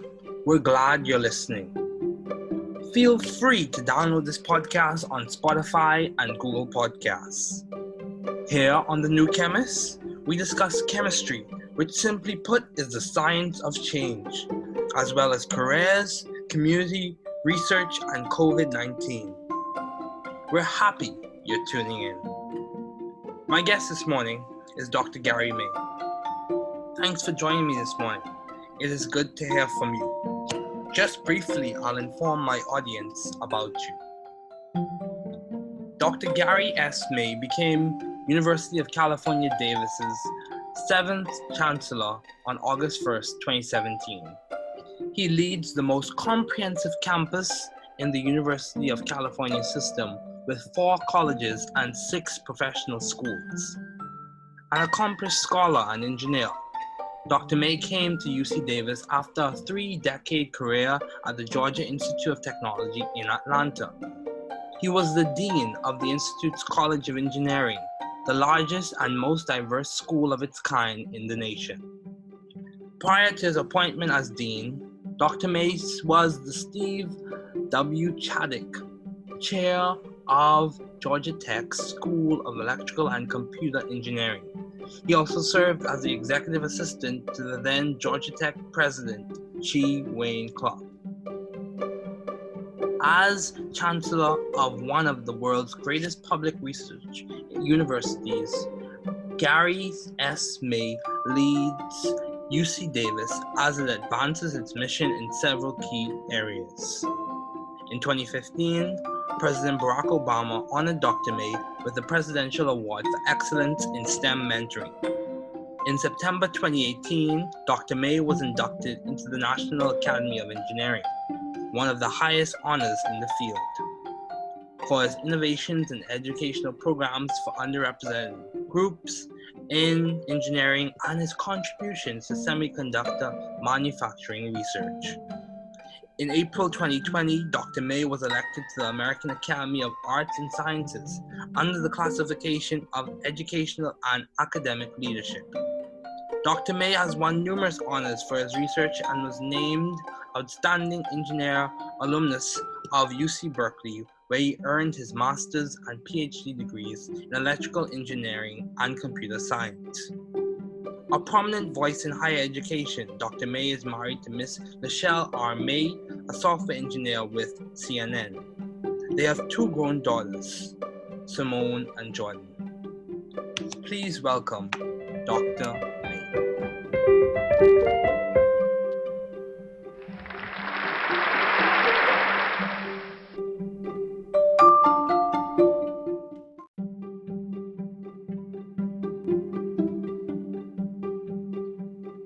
Good afternoon, Dr. May. Thank you again for joining us on The New Chemist. Let's get started. Do you have any advice for those wanting to pursue the field you are currently working in? First, David, thanks for having me. I'm glad to be the inaugural guest on your podcast. That's an honor for me. Yes. The advice I give for people who are interested in engineering is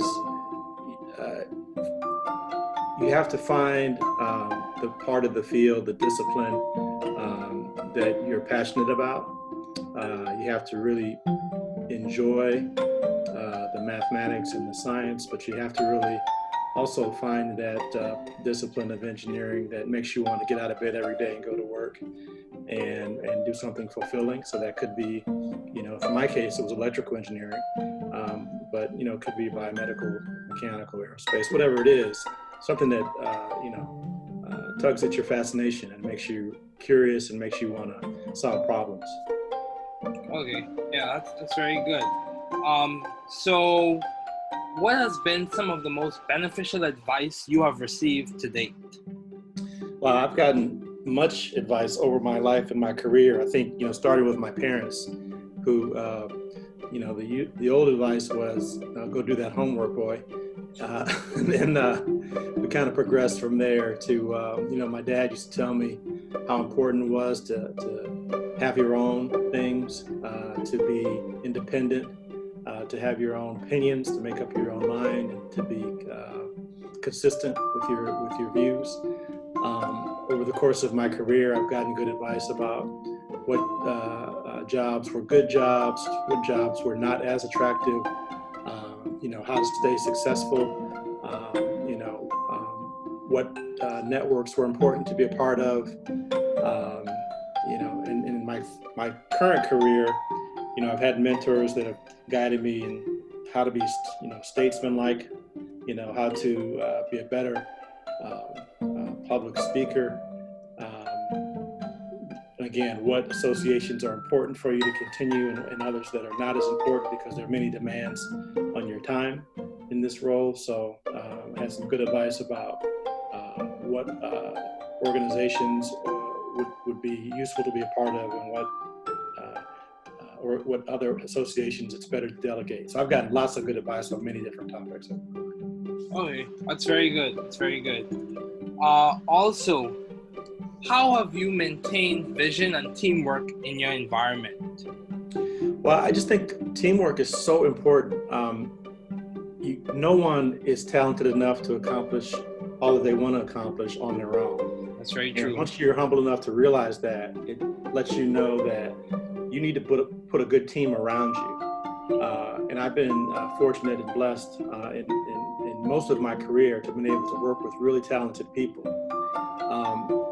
And the other important part of that is to let those people do their jobs and let them be self-actualized and successful on their own, and don't feel like you have to micromanage them or be involved in every single decision or every aspect of every decision.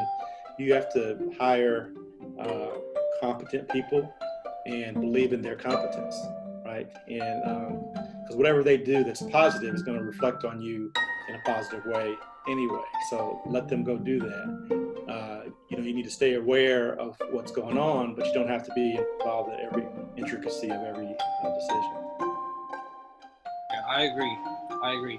So, Dr. May, it's quite plain and clear that you have been successful as a pioneer in the field.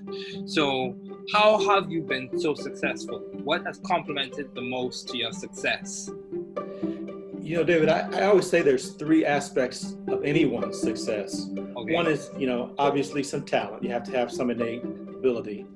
The other is you have to work hard. You have to have a work ethic. You have to try to use that ability to accomplish something. And then the third aspect is is the one that's the least in your control. Is you could call it luck, you could call it serendipity, you could call it being blessed, but being in the right place at the right time is also a big part. And that's the part that a lot of really successful people don't want to admit, because no one likes to say I got here because I'm lucky, right? But the truth is, you could get hit by a bus, right, the next day. So there is some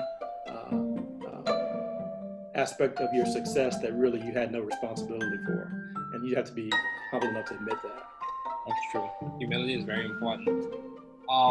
So amidst all of your responsibilities and accomplishments, how do you maintain a balanced life?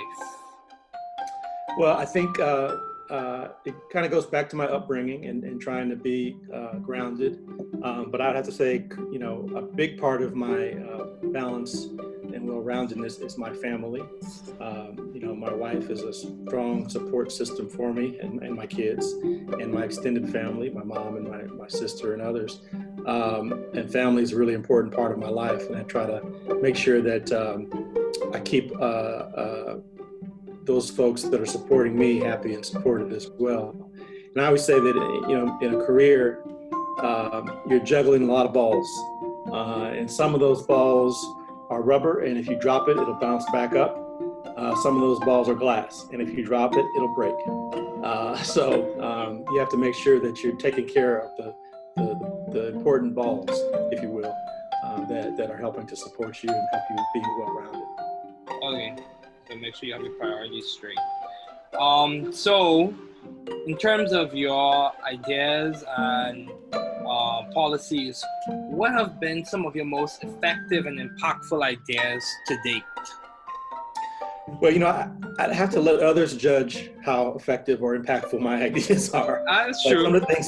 Some things I'm proud of I can talk about. I mean, in my research career, early on, we made some really fundamental contributions to how integrated circuits are manufactured and the use of AI in those processes, which garnered a lot of positive attention for me early in my career. And sort of in parallel with my research, I've always been interested in broadening participation in STEM fields for underrepresented students. And I think I've made some real good contributions in that area as well, which led to, eventually a presidential award a few years ago. And I think as an academic leader, I've had some contributions that I'm proud of in terms of having programs ranked very highly, producing many successful and talented graduates, raising lots of funds, whether it be philanthropy or research awards. So a lot of ideas contribute to those successful outcomes in those areas of my life. I agree. And even the SURE program at Georgia Tech, which was very, very, very effective and instrumental, and I even benefited from that program as well. Yeah, so I'm grateful for it. How have you sought or found the right environment for you to thrive scientifically and intellectually? How did you find it? Or how are you seeking it? Well, I think I always look for an environment that allows me to be my complete self. So I certainly have some intellectual challenges that I like to pursue. So you want to find a place where you can do your work and do your scholarship, but you also want to find an environment that allows you to be to relax and be yourself socially, to fulfill whatever kind of social justice imperatives you have. So allows you to work on things you think are the right thing to do, and allows you to be your own sort of authentic self, right? And so I thrive in environments where I don't feel like I have to pretend to be other than what I am. And sometimes you have to force the environment to accept that. As I've grown older, I've become much more comfortable in my skin, and I don't sort of look for an environment. I just sort of bend the environment to my will. But but it's harder to do that when you're younger and still kind of figuring things out. Yeah, that's good. That's very good advice. Be your authentic self. Don't put on a mask. It's much healthier to be your authentic. It's easy for one. I always tell people, the only person I'm good at being is me, so I shouldn't try to be anybody else. It's mentally much healthier and allows you to be much more effective, I think. Yeah, it's true, because at the end of the day, you are responsible for you, and the best person you can be is yourself. Yeah, that's right. Yeah. So, how have you been adaptive and creative? What specific ways can you come to mind immediately? What specific ways have you been adaptive or creative in the field of science? Well, I think what I like to do is look for analogies. And what I mean by that is if I see something in the natural world, I try to adapt that to something that I'm working on scientifically. So I mentioned the AI, the semiconductor manufacturing work that we did. I was kind of fascinated early in my career with neural networks and how the brain works and all those sorts of things. And I tried to see if there are ways that you could use some of those approaches in how manufacturing could be done more efficiently, and had some success with that. So I think the overall broader answer to the question is my creativity, I think, is stimulated by sort of observing my environment and drawing connections between what I observe in the environment and what I'm working on at the moment. So, and then also listening to smart people, reading smart people's work, and trying to figure out if I could use what other people have already figured out. That's very good. Very good. Also, Dean May, also Chancellor May. Another question I have is, how do you maintain view of the bigger picture in your career and in your life in general? When you've encountered challenges or obstacles, how do you maintain view of the bigger picture? Well, part of it is going back to the humility that I mentioned earlier. Just, I'm a spiritual person. I do pray and go to church and those sorts of things. And what it does is gives me some sense of things that are greater than myself. And so when I am faced with adversity, I think that, this is not something too big. I'm put here for a reason. This can't be too big for me to handle it. And two, adversity builds your character. Everyone's going to face it. You got to learn from it. It's like in business, they talk about fast failure. You fail fast, but you learn from it. You don't repeat it. So you don't, although adversity doesn't always feel good, often doesn't feel good when you're going through it. When you reflect on it, going back, you try to figure out what you can learn from that experience and how you can apply it going forward. Yeah, that's very true. One of the things I've heard about is, reflecting on your actions and not just going about doing.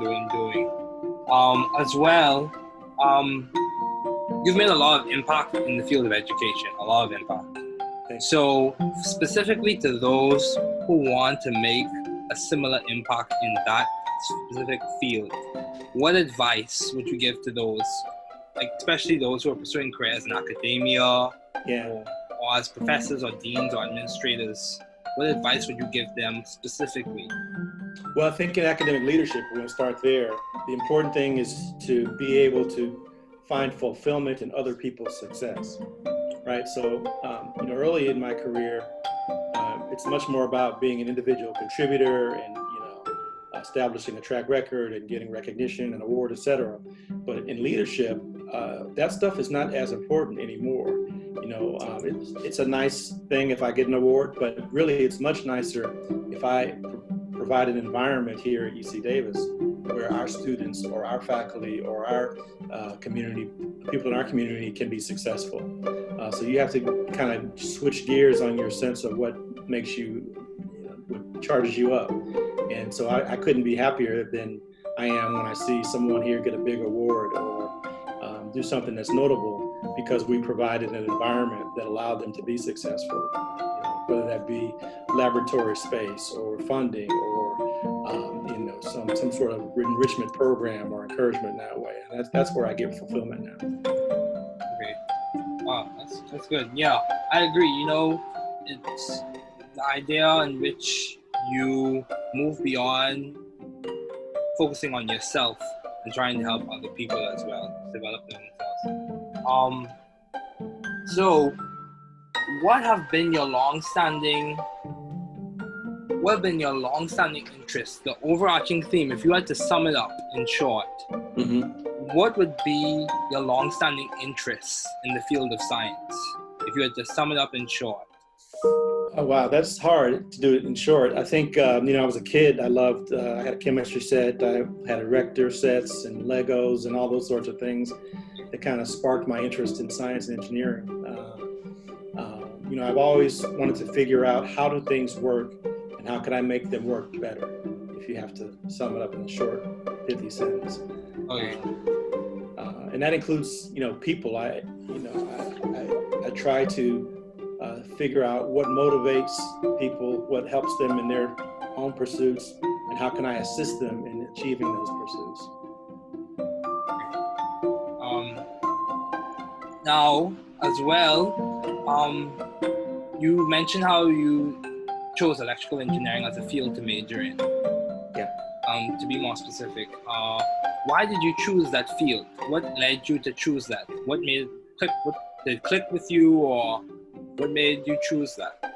Well, or encouraged you to choose it? It was a path, I guess, that I was on because I had been in programs.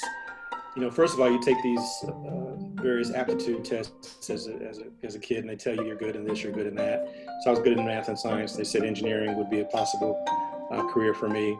I did a program in high school called Develop Engineering Students, which is a summer program that was sponsored by McDonnell Douglas in St. Louis, my hometown, which is now Boeing. But anyway, I did that program and got a chance to see what engineers did in their day-to-day operations, and got some mentoring for the engineers there, which led me to select that career. And now the specific discipline of electrical versus some other engineering discipline was much more serendipitous than you might think. I mentioned I had a chemistry set. I thought about chemical engineering, thought about mechanical.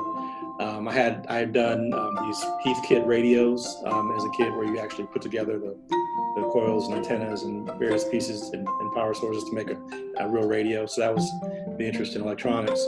But I feel like I could have done any discipline in engineering and had some fulfillment or success. I just decided to just pick electrical kind of more on a whim than anything else, but it worked out okay for me. Yeah, I would say so too. Also, I remember reading about you doing research in semiconductors. Mm-hmm. So why did you choose semiconductors to do your research in? So this is going to sound funny, but when I was taking on my EE classes as an undergrad, the ones that were most challenging for me were the integrated circuit and semiconductor physics classes. And so I gravitated toward not the ones that were easier for me, but the ones that were challenging. And that's where I wanted to meet that challenge. That's where I ended up in semiconductors. Okay. Wow. That's very good. It's very interesting. Also, Chancellor May, I would ask this last question. Amidst all of the things that are transpiring in the world today, what keeps you going? What keeps you encouraged? What keeps you optimistic?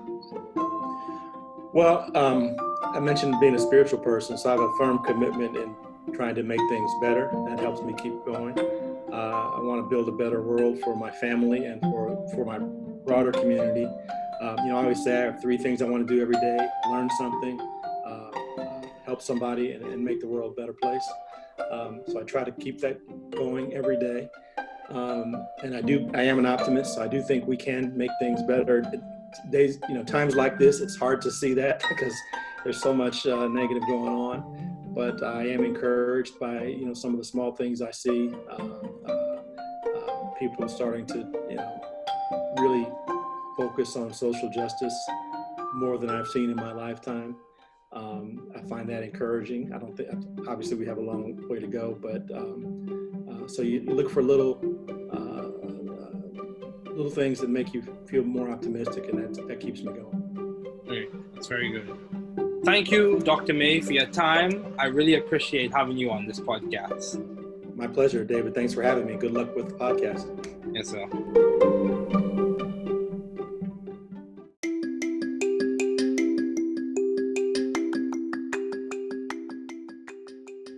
Welcome to the New Chemist Podcast. We're so glad you're listening. Feel free to download this podcast on Spotify, Google Podcasts, Apple Podcasts, Odyssey, Stitcher, and a variety of other platforms. Here on The New Chemist, we discuss chemistry, which simply put is the science of change, as well as other sciences, careers, community research, and other lectures in chemistry, and we analyze those lectures as well.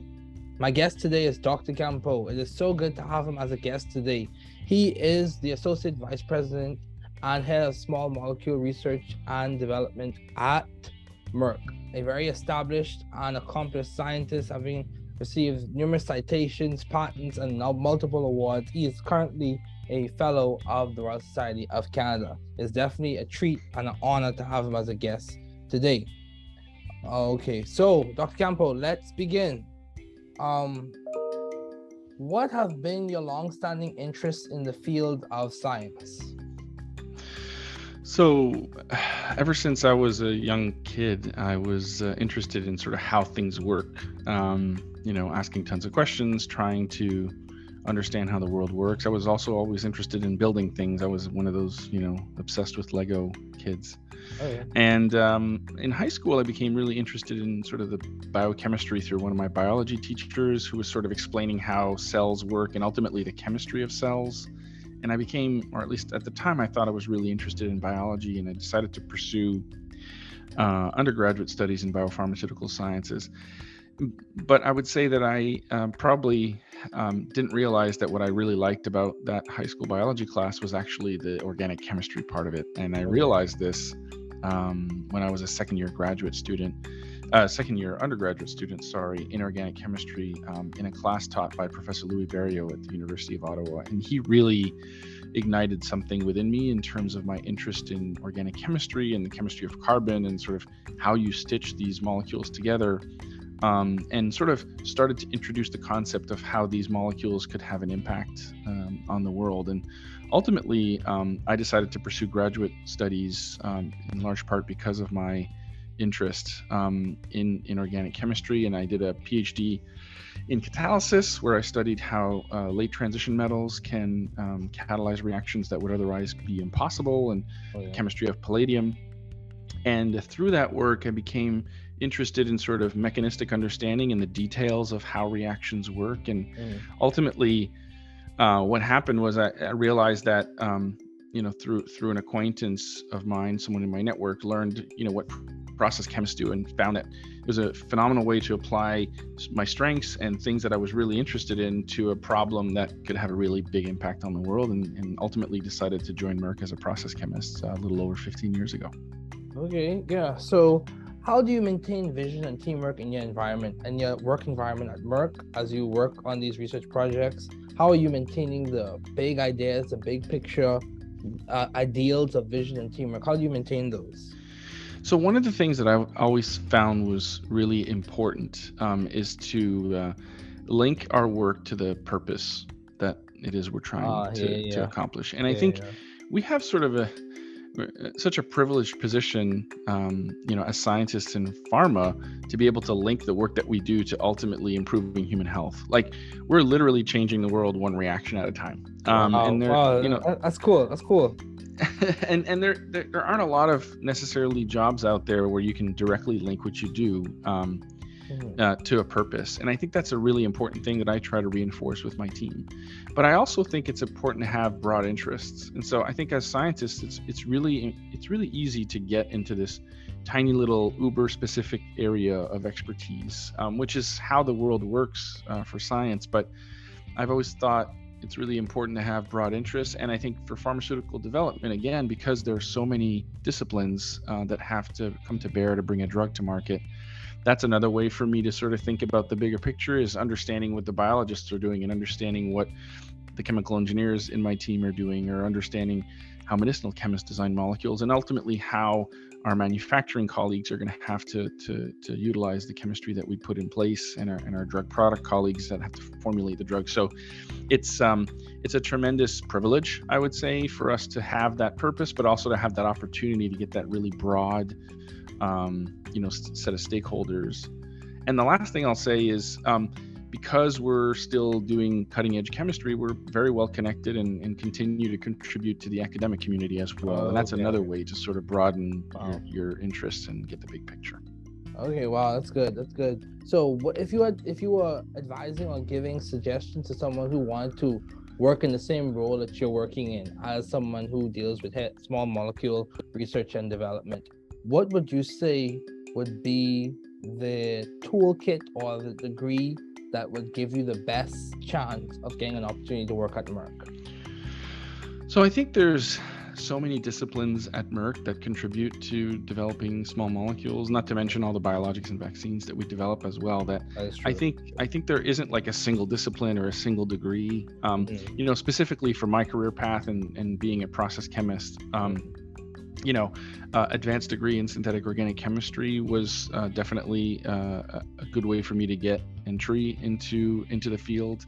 We hire a lot of chemists that we hire to solve really difficult problems. Most of them have graduate degrees, PhDs or masters, but we also hire chemical engineers.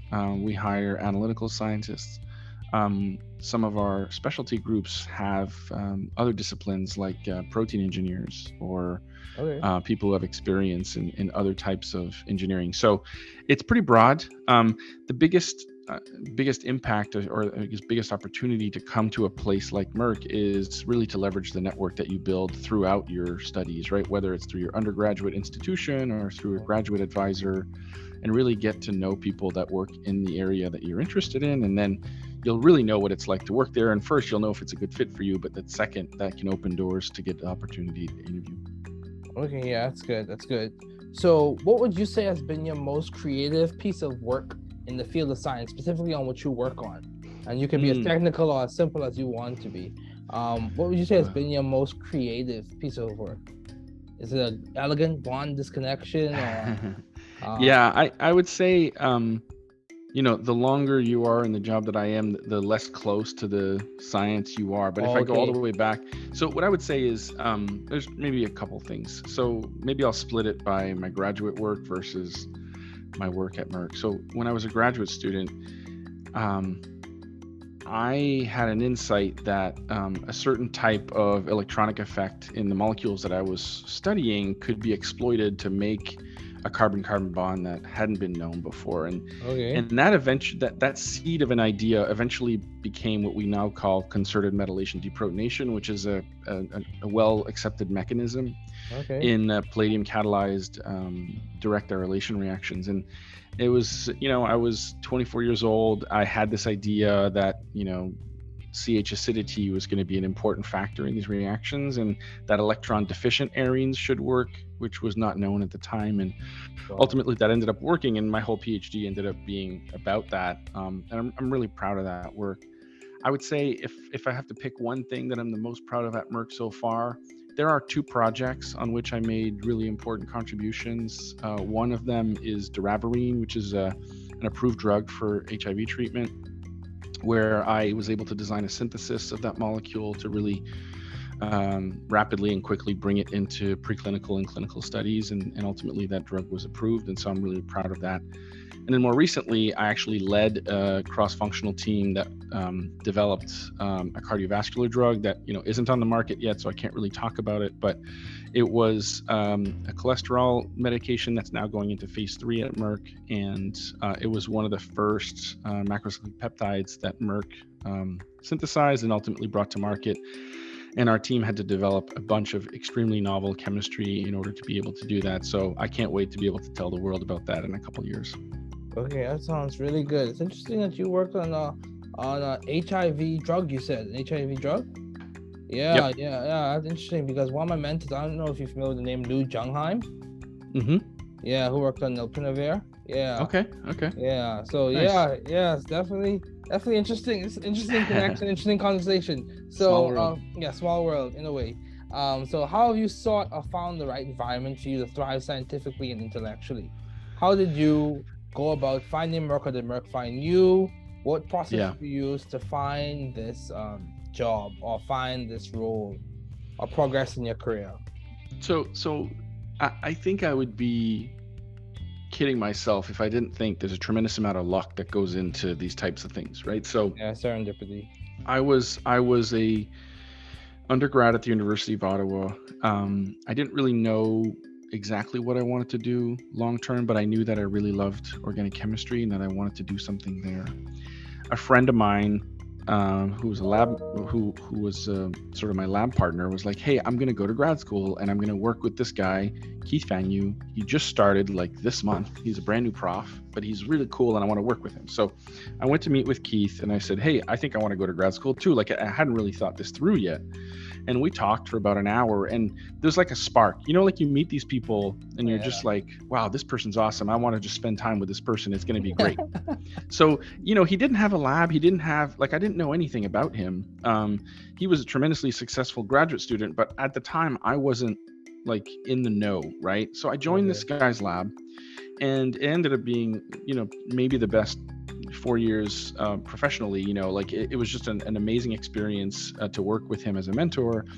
And through him, I learned a lot about pharmaceutical science and sort of the different places that people do process chemistry and med chem and what's the difference. And one of his close friends was a process chemist at Merck, and he would invite him every year to come and speak at the university and speak to the group.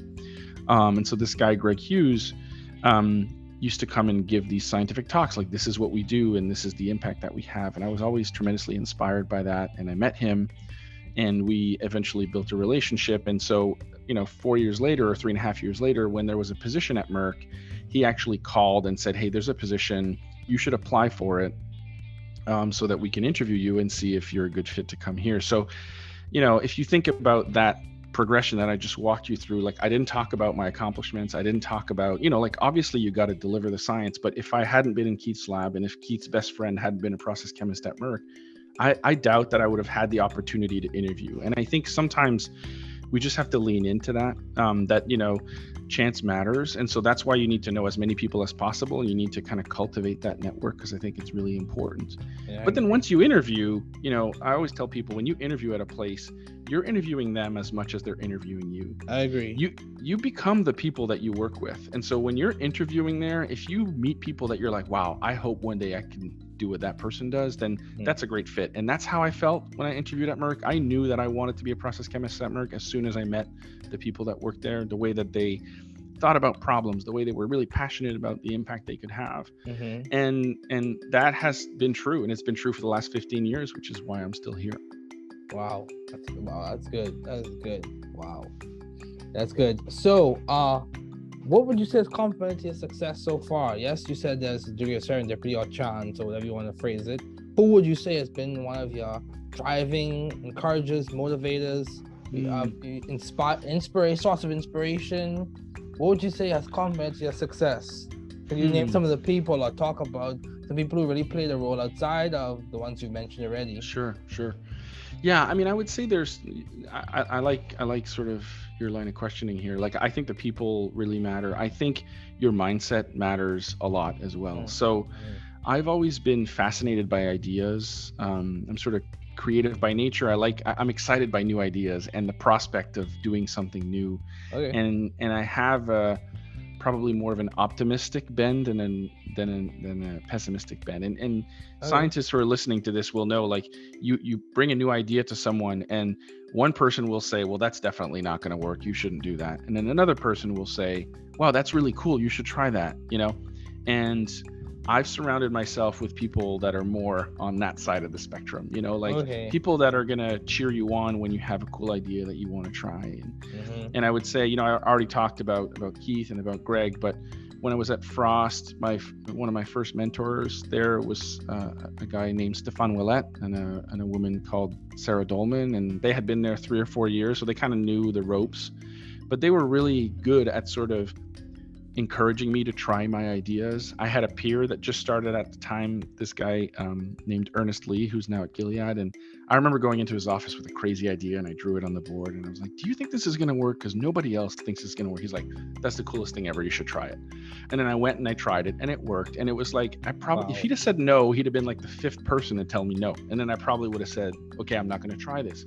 And Keith used to say, you have to think of an idea long enough to convince yourself to try it, but not too long to convince yourself that it won't work. And I think that that's tremendous advice. I've had other mentors like that. You know, when I first moved to the US, I worked very closely with a mentor of mine, who's still my boss, Kevin Campeau, who was the same way. I have a peer right now, another associate vice president, Becky Ruck, and I, that I've worked together for over 10 years, and she's like that too. So there's kind of this element of people that surround you that sort of ultimately make you better. And that's the only advice I'll leave you for this question is, I feel like I've thought a lot about how I can make others around me better. And ultimately that makes me better too. And then we're all better for it. And I think that's really important. Yeah, I agree. You bring value to the space that you're in. And that value, it adds to you and to others as well. Yeah, that's good. So how do you maintain a balanced life given all your responsibilities and accomplishments? Or let's phrase it differently. How do you maintain your priorities? How do you keep your priorities in check? How is your work-life integration? How do you maintain a sense of resilience when you face obstacles? We could phrase this, spin this question in different ways. No, I like what you said. I like what you said, work-life integration or work-life fit. I don't believe in work-life balance. I think balance implies that some of it is bad and some of it is good. Fit is about making sure that you get the most out of how you spend your time, regardless of whether that's work or not work. Yeah. What I would say is, this evolves over time, and as your responsibilities increase, this becomes more and more challenging. One of the things that I always tell people in my group is you have to have very clear boundaries for certain things. And for me, like, I'll give you an example. Really early on, when I had a very small family, when my wife and I first got together, and ultimately when we had our son, having dinner together every night was really important. And so there was never going to be a time where I would stay late at the lab just because I could and skip dinner or miss dinner with my family. And so, I'm the kind of person that leaves work so that I can get home and have dinner with my family. It doesn't mean that sometimes I don't get back on my computer later, or, when I was a graduate student, I'd go back to the lab after dinner. But that was sort of one of the imperative things that I wanted to do. And of course, things get in the way of that, like travel and whatever. But, it was one of those things. And I think over time, I got really good at figuring out what were those things that were really important to me, either because they brought me strength, they brought me joy, they helped me, sustain my passion. And those could be things that are within work as well. So I always tell people, find those things at work that you're really good at and that bring you a lot of energy, and make sure you do a little bit of that every day, because you could have a day filled with stuff that you're really not interested in for whatever reason that particular day, or it's a task that you're not particularly excited. But if you can find an hour or two in that day where you're going to do something that you're really passionate about, that you're really excited about, that's what's ultimately sustain you over time.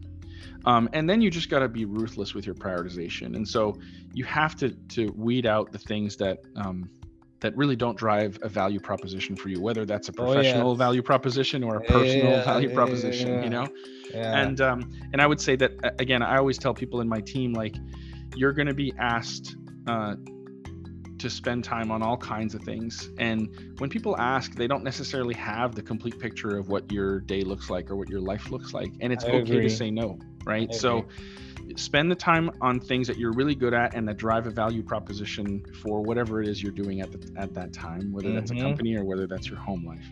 And then be ruthless in your prioritization and just start cutting things out to create space for that.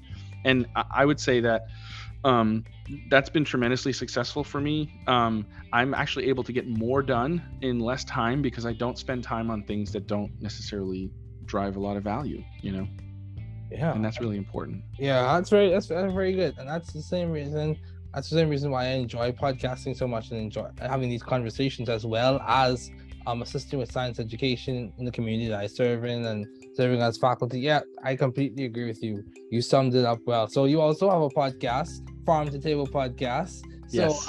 My question to you is, what led to you starting that?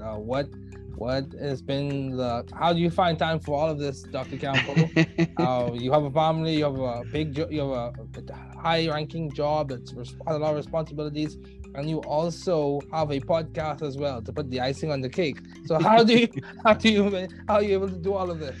So tell us. This is actually a great segue, David, because we were just talking about like find the things in your life that bring you joy and dedicate time to it, right? And one of my strengths is communication. Like I get a lot of energy out of meeting new people, out of talking about stuff with people. Like if I have a day full of meetings where I'm meeting people one-on-one, I'll be really energized at the end of the day. Whereas if I have a day where I have to sit in my office and work on a document for 5 or 6 hours straight, or write a paper, or like I'm not interfacing with people, I'm completely drained of energy. And I realized this somewhere about 10 years ago. I sort of did a Clifton Strengths Finder assessment, and communication was number one. And I was like, oh, this is kind of interesting. And I realized that some of our strengths are also needs. Right? So if you're really good at something, you probably need some of that in your life. And so I started thinking about ways that I could apply my strengths to things that would drive value for our company, right? And for my job. So one of those things was, well, okay, we have this audience, right, that we speak to at conferences, when we visit schools, that ultimately ends up being the recruiting pool for our talent, right? Graduate students at universities. But there's an infinite number of universities and an infinite number of graduate students. We can't reach them all. And in 2019, I was at a conference, and there was a speaker there, Randy Zuckerberg, who's actually Mark Zuckerberg's sister. And she's a marketing expert. And she says, like, podcasting is really taken off in the last few years, but there's this sort of gap for subject matter expert podcasts for, like, if you're an organic synthetic chemist and you want to talk about organic synthetic chemistry, there's probably not a lot of podcasts about that. And I sort of had that on the back of my mind, like, hey, maybe we could do that. It would play to my strengths. It could allow us to reach an audience. And then the pandemic happened, right? And then we all got sent home. We had a bunch of interns that were coming for the summer, which usually would work in our laboratories, but we weren't going to be able to do that during the pandemic. And so one of the ideas we had was to start a podcast and work with an intern to sort of pilot what that would look like and have them do some of the editing and sort of lead the effort. But I would be the host, and started reading about podcasting and sort of decided that having a co-host in my case was going to be the right fit for me. And so I approached Danny Schultz, who's a member of my team, and I was like, hey, I love talking to you all the time. We always have great conversations. Why don't we record them? And that could be a podcast. And so we started messing around with that in 2020, and we weren't good at it at first. Like we sort of, have the growing pains, the growing pains, right? But the general idea of that podcast is we pick a paper, usually a recent paper that our team has published, and we sit down with the key, either one or two of the scientists that contributed to that paper, and we try to get to the stories behind the paper, like, why did you do this work, and what are how does it link to what we do, and why is it important? Because when you read a paper, some of that stuff isn't necessarily written in there. So it's a cool way for, let's say, a graduate student to learn a little bit more about how we work. It's a great way for them to learn about the people that are in our organization that they may otherwise not get to meet or hear about. And so we launched summer 2021, so about a year after we started messing around with this as a side project. And then I think we found kind of our cadence. So like you do here, we have somewhat of a structure of, that we help people with preparing. We usually use a slide deck. And so, 4 or 5 slides just to kind of help anchor everyone. And then we tend to record in blocks. So we'll schedule, let's say 4 or 5, episodes worth of guests in a morning, and we'll do it all in one shot. And then we spend the next 3 or 4 months working on the editing and the production to get it out the door. So if you think about it, we usually have about 10 to 12 episodes a year. And so that's basically 3 half days worth of recording. And then after that, it's just sort of a few hours here and there to get everything buttoned up and launched. And so it ends up being not like a ton of work, but it is extra work. It's not like something I got to do for my job. We just decided to do it. But it ended up driving tremendous value. Like pretty much everybody who comes and interviews at Merck now says, hey, I heard the podcast and I learned about this paper that I probably wouldn't have learned about any other way. So it ended up being exactly what we wanted. But this all started from a place where I was like, I'm a really good communicator. I like talking to people. And if I could apply those skills to something that would drive value for my organization, that would be great. And then the pandemic happened and the intern thing lined up and we just did it. So it's an example of sort of my philosophy in action, if you will. Yeah, I completely agree. And same thing with me. Like my podcast started in August 2020. Here you go. Yeah, right when the pandemic started. It's amazing how the pandemic spurred creativity for many people. And then also I had the opportunity to interview people like the co-founder of Moderna, like professors at Harvard, the Broad Institute, like a variety of people, Dr. Campeau, by the way. So I've had a lot of opportunity to meet people and engage in meaningful dialogue, and the whole basis and structure of the podcast came from a book, Find Your Path, which is published by MIT Press, in terms of me reading through that and adopting the same method of inquiry for the podcast. So as we conclude, what advice would you give to those wanting to pursue the field you're currently working in? What would you tell someone if they came to you and said, I want to do what you're doing in the next 15 years, or I want to help the world in a similar way in the next 15 years? Yeah.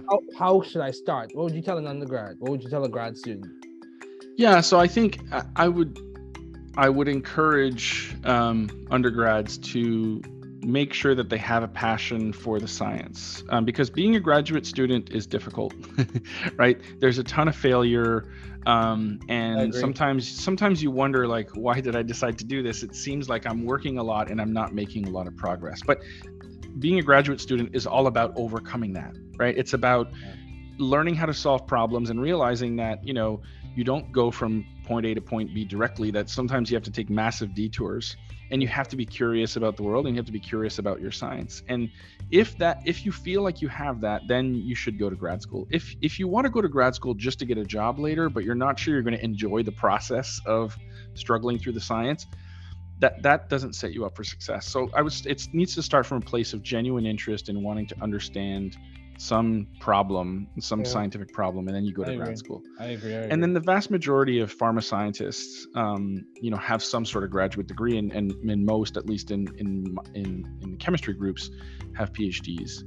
And then I think if you really want to take the next step into a pharma career in chemistry, then that really comes down to developing the network while you're in grad school. So many schools will have pharmaceutical scientists that visit on a regular basis, meeting those people, telling them about your accomplishments and your science, so that when and if there's a job opening, you're sort of on their list of people they would want to interview. Because the hard part is getting the interview. After that, it's all on you. You know what I mean? It's all about your accomplishments and how you're going to make others around you better, and what you're going to bring to that organization. But there's, again, an infinite number of people and an infinite number of locations. And so finding the right people to bring in for an interview can sometimes be challenging. But I always tell people, when I was a graduate student, Greg Hughes is one of my mentors. He was visiting, and someone was like, well, what do I got to do as a graduate student to get a job at Merck? And he replied, well, you just got to be awesome, which I thought was a really funny question. But his point was that when you interview, you're going to have to convince a group of people that you're the kind of person that's going to solve the most challenging problems that this company has on the table. And so we look for people that are great at solving problems. It's not like we look for sub-disciplines of expertise. Like, that happens every once in a while. But generally speaking, scientists are extremely adaptable. And so if you're really good at learning something new and applying it in a way to solve problems, when you come here, we're going to teach you a bunch of new stuff and you're going to solve a bunch of problems. And so that's what I tell people they need to be able to demonstrate in their interviews.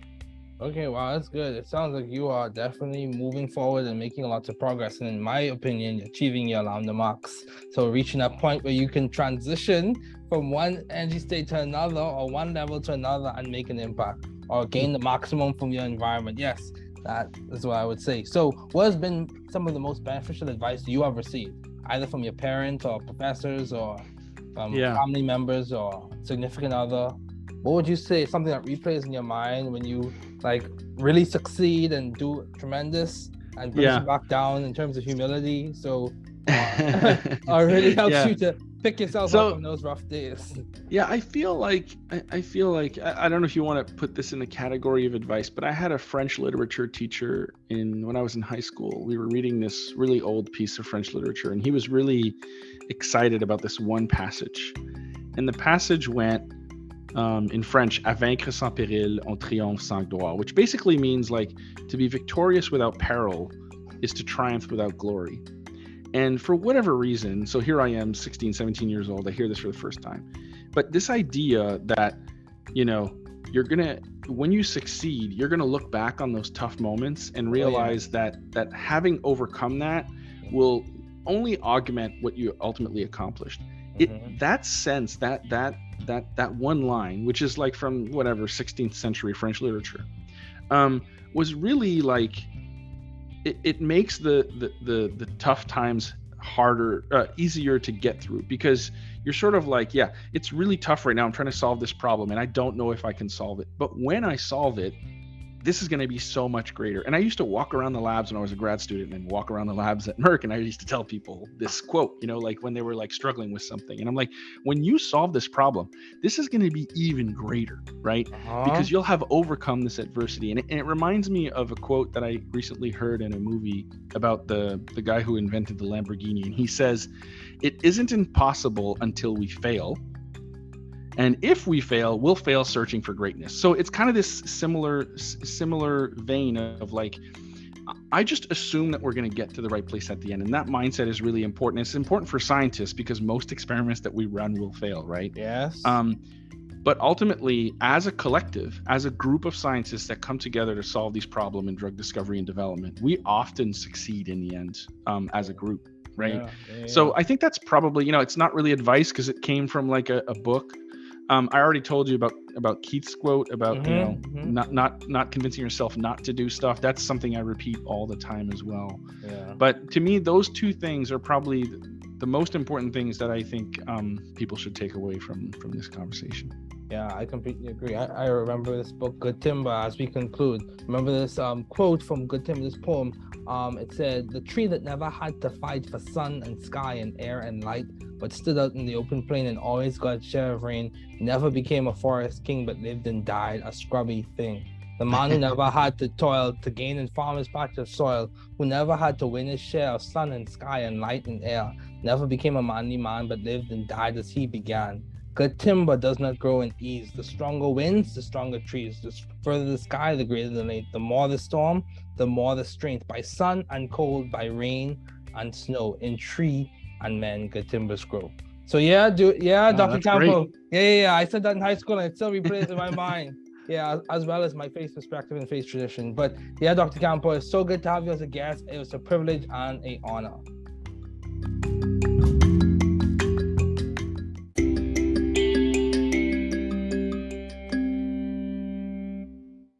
Thanks for listening to the podcast series, The New Student Pharmacist, where we discuss chemistry and pharmacy, as well as leaders in pharmacy careers, community, and chemistry and pharmacy research. We encourage you to support the work we are doing and follow us on Spotify and Apple Podcasts by subscribing for free. We are so glad that you were able to tune in today. Note, the views on the podcast represent those of my guest, and I take care and all the best.